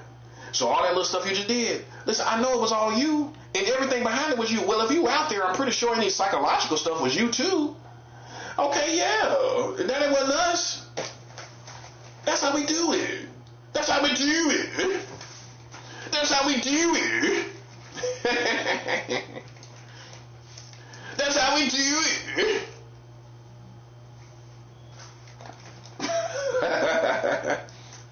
Hey, man, look. The fourth one, the 5 besetting sins. We almost there. The 5 besetting sins of a general. Number 4, the one we want to talk about. Here's the punchline. A delicacy of honor. A delicacy of honor. An excessive sensitivity to shame or reputation makes a general vulnerable to psychological manipulation. Look what Tzu'S taught. An excessive sensitivity to shame. When you're sensitive to shame, you're sensitive to the shame they're trying to put on you. Or you're sensitive about your reputation, the stuff they're talking about. It makes a general, a military leader, vulnerable to psychological manipulation, where they trying to manipulate you and make you look like a certain way and make you feel a certain way, to manipulate your mind. That's what I'm trying to show you. That's all it is. It's an act of, they think they practice in the art of war, but we already have the counter. The counter is we are not delicate in our honor. Our honor is not like a delicate fabric where you can just rip it apart. Think about it like that. Your honor cannot be a delicate fabric where it looks good, but you just pull it and it shreds to pieces. Your honor has to be strong, tough, not excessively sensitive to shame or excessively sensitive concerning your reputation. Otherwise, this makes you vulnerable to psychological manipulation. You see that part? It's not that you're doing stuff. What did it say it make you vulnerable to? Psychological manipulation. Which means that they don't care if they're right or wrong. I want you to understand that you know you're not a pedophile, right? Okay, you got that. Okay, they don't care if you're a pedophile or not. It's psychological manipulation. And if you're easy to seem like, oh, I'm worried about being a pedophile. Oh, I'm just worried about that. Obviously, I'm not. Well, I mean, how did I get this far if I'm worried about it? I don't think do I look worried about it? Do I look like I'm losing any sleep about people no, give me credit what credit is due. Do I look like I'm losing any sleep with the games they playing? I'm not. That's why I keep trying to tell them it's not working.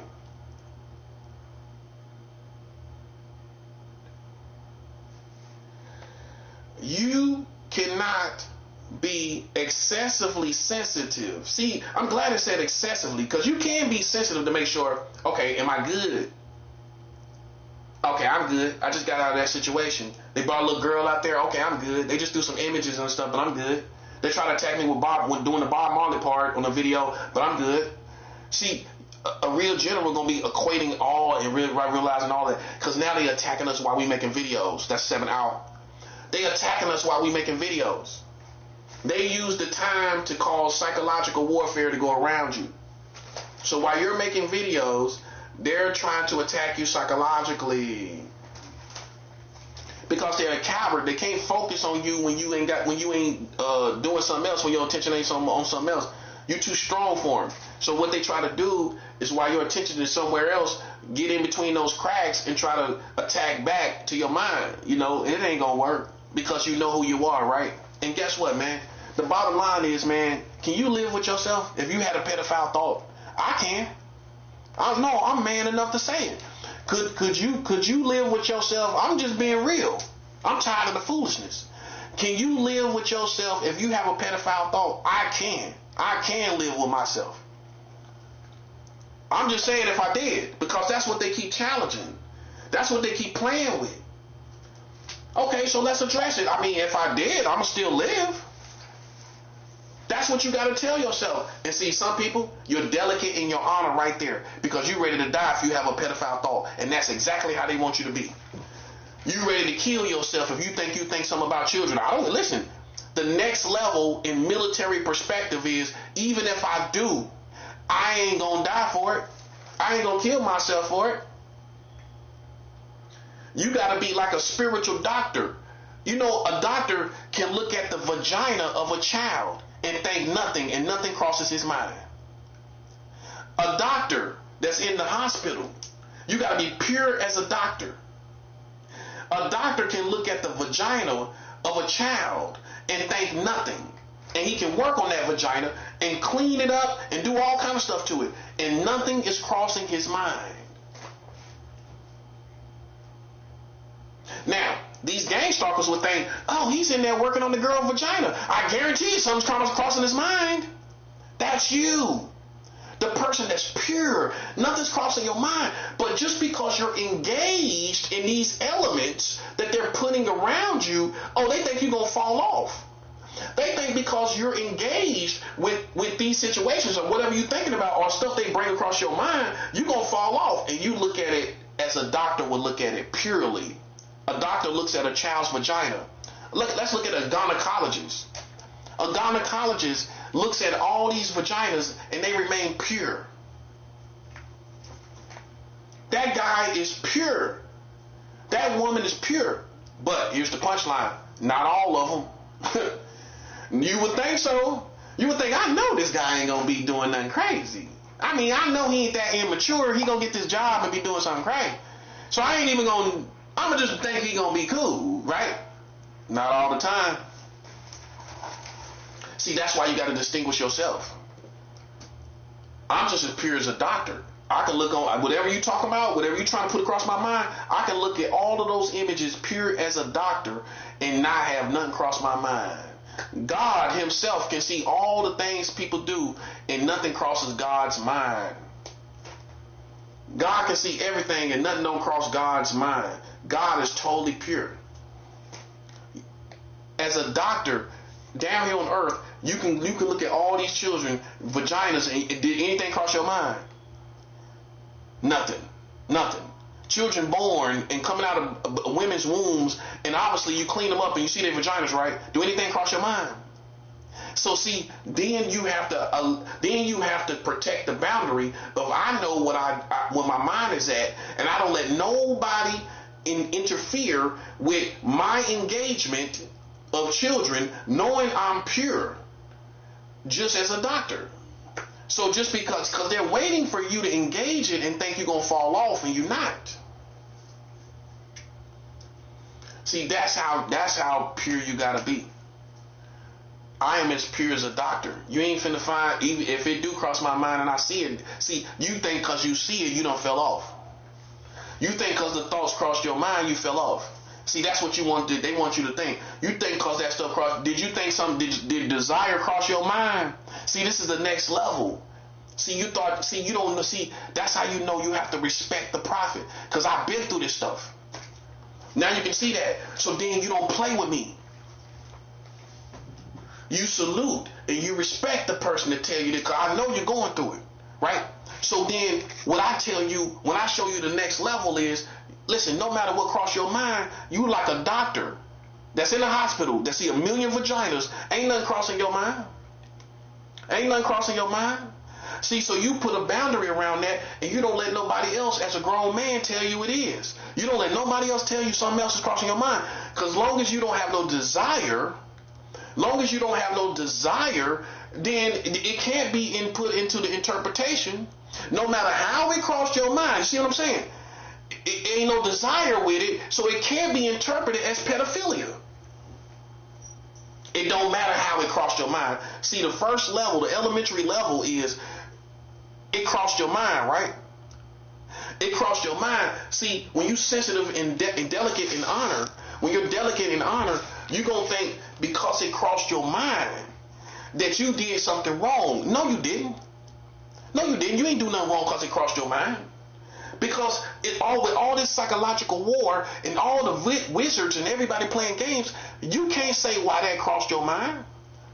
And who is anybody else to say why that crossed your mind? And it ain't a demon that they done summoned with all this witchcraft. Who's to say? You see what I'm saying? Who's to say what that is?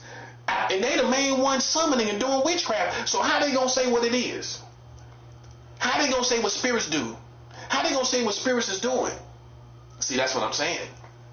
So you define that, which means you define the whole situation of how that crossed your mind, not them.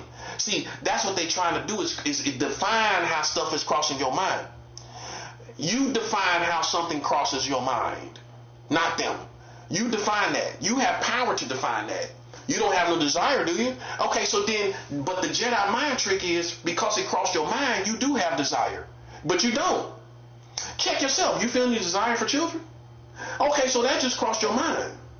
See, that's the highest level of spiritual warfare. That's what the devil gonna do. See, preachers should be more transparent and tell you, oh, the devil gonna throw kids at your mind, all kind of stuff at your mind.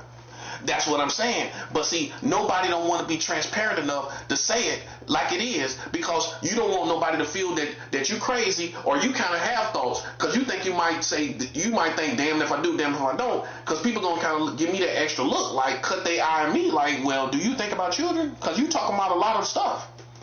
I'm talking about this real spiritual warfare. That's what I'm talking about.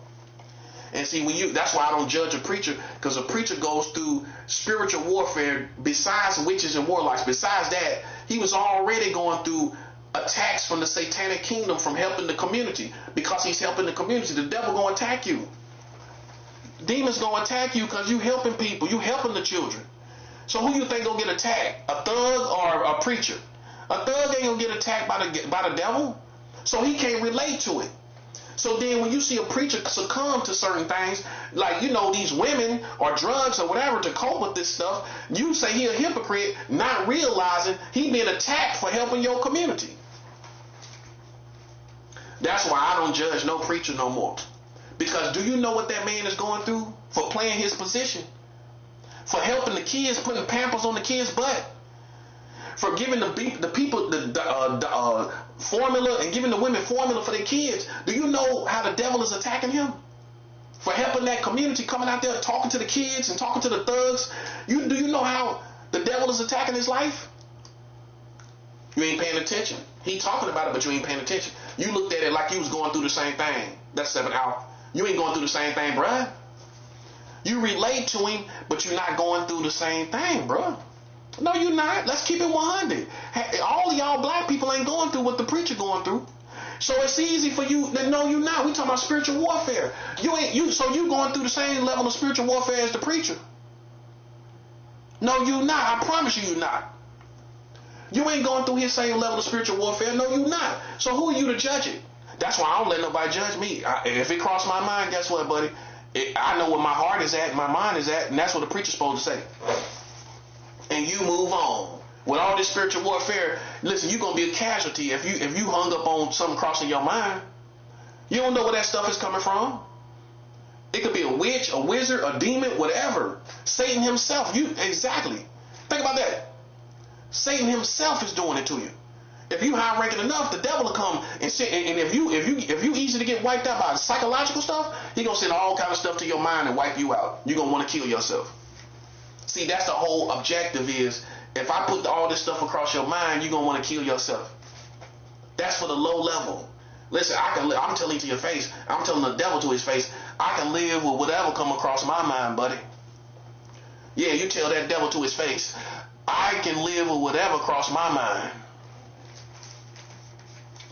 The fifth besetting sins of a general from Tzu'S.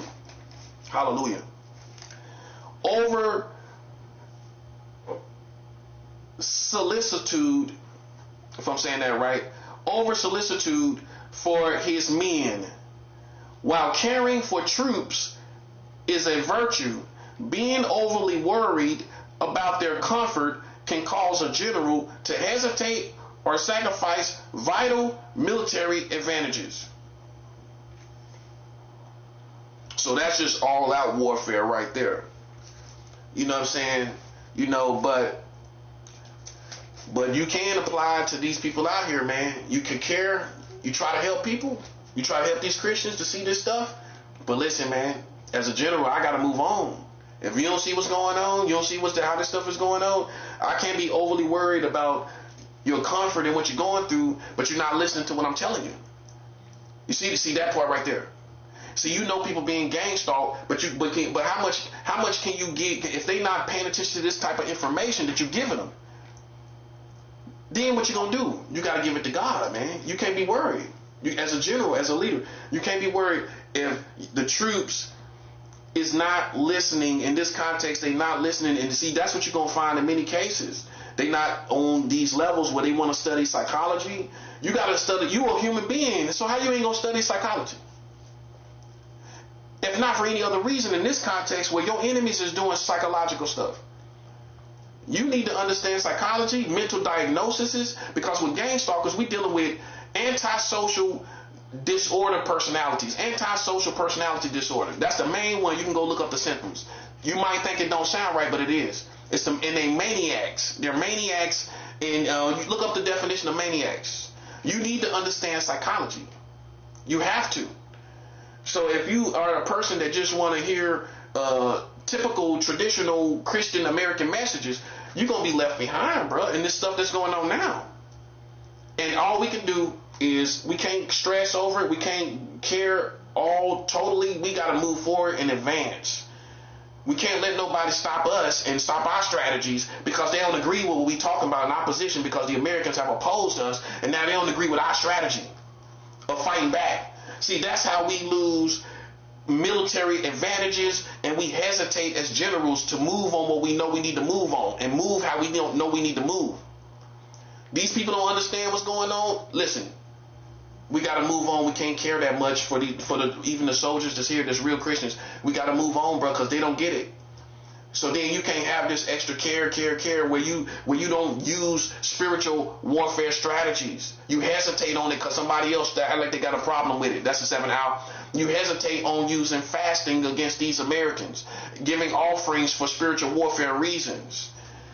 Look up giving offerings in the Bible for war, for reasons of war. There was times in the Bible where God's people gave offerings for solely military, physical reasons, to attack physical enemies. Okay, so then we can't hesitate when we see that is in the Word of God, but the troops is acting like they don't know what's going on. We can't hesitate because of them. No, we can't. We can't hesitate, and we got to take advantage of these military advantages that we have when they in trouble. Like now, we got to be fast and we got to be doing what we're doing. But if you are American religious Christian, you're gonna think, oh, I wouldn't dare attack America because you ain't in the war. See, there's fake wars and real wars. That's what I'm about to talk about next. These fake wars that where people think they fighting spiritual warfare as normal people and Christians here in America, but they're not fighting. If they are fighting spiritual warfare, they not acknowledging the real war. They're not in that war at all. They kind of messing around that war. Whereas this gang stalking, they're not with the relevant war that we're going through. They're not fighting that war at all. They're fighting what they think they're fighting, demons and the devil, but they're not acknowledging how his strategy is using these gang stalkers and these people. So they're fighting a war, but they're not really fighting the real war that's in front of us. So you have to fight relevant wars that's in front of you, whether you like it or not. And some Christians think they can ignore it. You can't. You can't ignore war. War, you cannot ignore. That rhymes. War, you can't ignore. You can't ignore it. I promise you can't. Because the devil is behind it. You can't ignore it. So you begin to fight halfway artificial wars, hit and miss wars, and you're not fighting the real present war in front of you. You might be fighting part of it, but not the part where real people are involved, which I can show you in the Bible where real people was involved against God's people. You're not fighting wars where real community and real society are involved against God's people. You're not fighting the war, a real spiritual war that has manifested in the physical real world where the devil is using real people. And so we got to move on, bro. We got to move on. We can't pay you no attention. We can't hesitate when we know what we're doing and what we got to do, what we got to do. You know what I'm saying? Right now, we take advantage of what the Americans are going through and everything. We do not hesitate, right? Okay, but see, a person that's hesitating or not aware of what's going on, they ain't even gonna think like us at all. So they gonna think we crazy. They gonna think we tripping. But we gotta take advantage of situations as times come. See, Sun Tzu taught in the Art of War, the best soldiers make no mistakes. When we see our enemies make mistakes and they out here fighting these wars in Iran and everywhere else, we fast during those times. We give offerings during these times. While people think we crazy, no, we taking advantage of vital military advantages that we got right now. You know what I'm saying? We're winning. Make no mistake about it. We winning, man. So these are the 5 besetting sins of a general, according to Sun Tzu in the Art of War. These are the 5 besetting sins of a general. And like Sun Tzu says, ponder these things. Ponder the 5 besetting sins of a general. And you can look up the whole Art of War read in its entirety in auto on YouTube. Okay? So, this is the 5 besetting sins of a general. You know, this is what's going to keep us good and clean. We ain't worried about none of that psychological stuff no more. Because we like doctors. We can look on all these images and nothing is crossing our mind. Nothing is in our desire system. Nothing. You see what I'm saying? See, me personally, I haven't had sex in a whole year. I'm just being transparent. I haven't had sex in a whole year, so I'm not thinking about no woman. I'm not thinking about sex. See, I close the door all the way. See, it's hard for an American, whether they even Christian sometimes, to close the door all the way where you ain't anticipating having sex at all. You ain't anticipating nobody. It's just you and God, and you close the door and you fly and go high in the spiritual world. You ain't worried about no sex right now. See, just tell yourself, I ain't worried about sex right now. So that's how I know it's the devil. It's going to be easy to see it. It's his people because I ain't even think about it. I ain't had sex in a whole year. I'm not worried about it. Okay? Desires come as a human being, but I know the difference. I'm not worried about sex right now. I know that. So, you know, this is what it is, man. That's how we got to hit them, man. We got to hit them. Listen, we got to hit them with purity. We got to be aware of the Art of War. We got to study the Art of War and remain righteous. Hallelujah. Because as long as you're pure, you're going to beat these people, I'm telling you. They cannot beat you if you're pure. They can't beat you. So we're going to keep fasting through all this situation, keep fasting through these wars, these physical wars going on in the Middle East and all of that. You fast through that. You use strategy when you see stuff going on, go on to fast. Because we're trying to get things to escalate. We need it to escalate so that these gang stalkers in here in this country will suffer for what they've done to Christians. Because they're secretly gang stalking Christians, if you don't know. They're secretly doing it. They ain't going to tell you they're doing it because there's too many people that vouch for Christians. They're not going to tell you they're doing it. But they are doing it. They're secretly, the Americans have a secret agenda against Christians. They mad because all of this stuff escalated because they attacked us, and now they just mad at us because of that. So they attack us more, right? You understand why, right? Okay. So it's a secret war going against us. You know what I'm saying? And like I said, you know, we're gonna maintain, we're gonna be respectful, but we're gonna move forward. You know what I'm saying? And we're gonna stick to our values. We're gonna stick to what we believe. There's nothing wrong with that. Okay, but we ain't out here hurting nobody. We ain't out here, you know, antagonizing nobody. So, you know, that's all you need to do. That's all you need to think. That's how you need to think. And so we just gonna move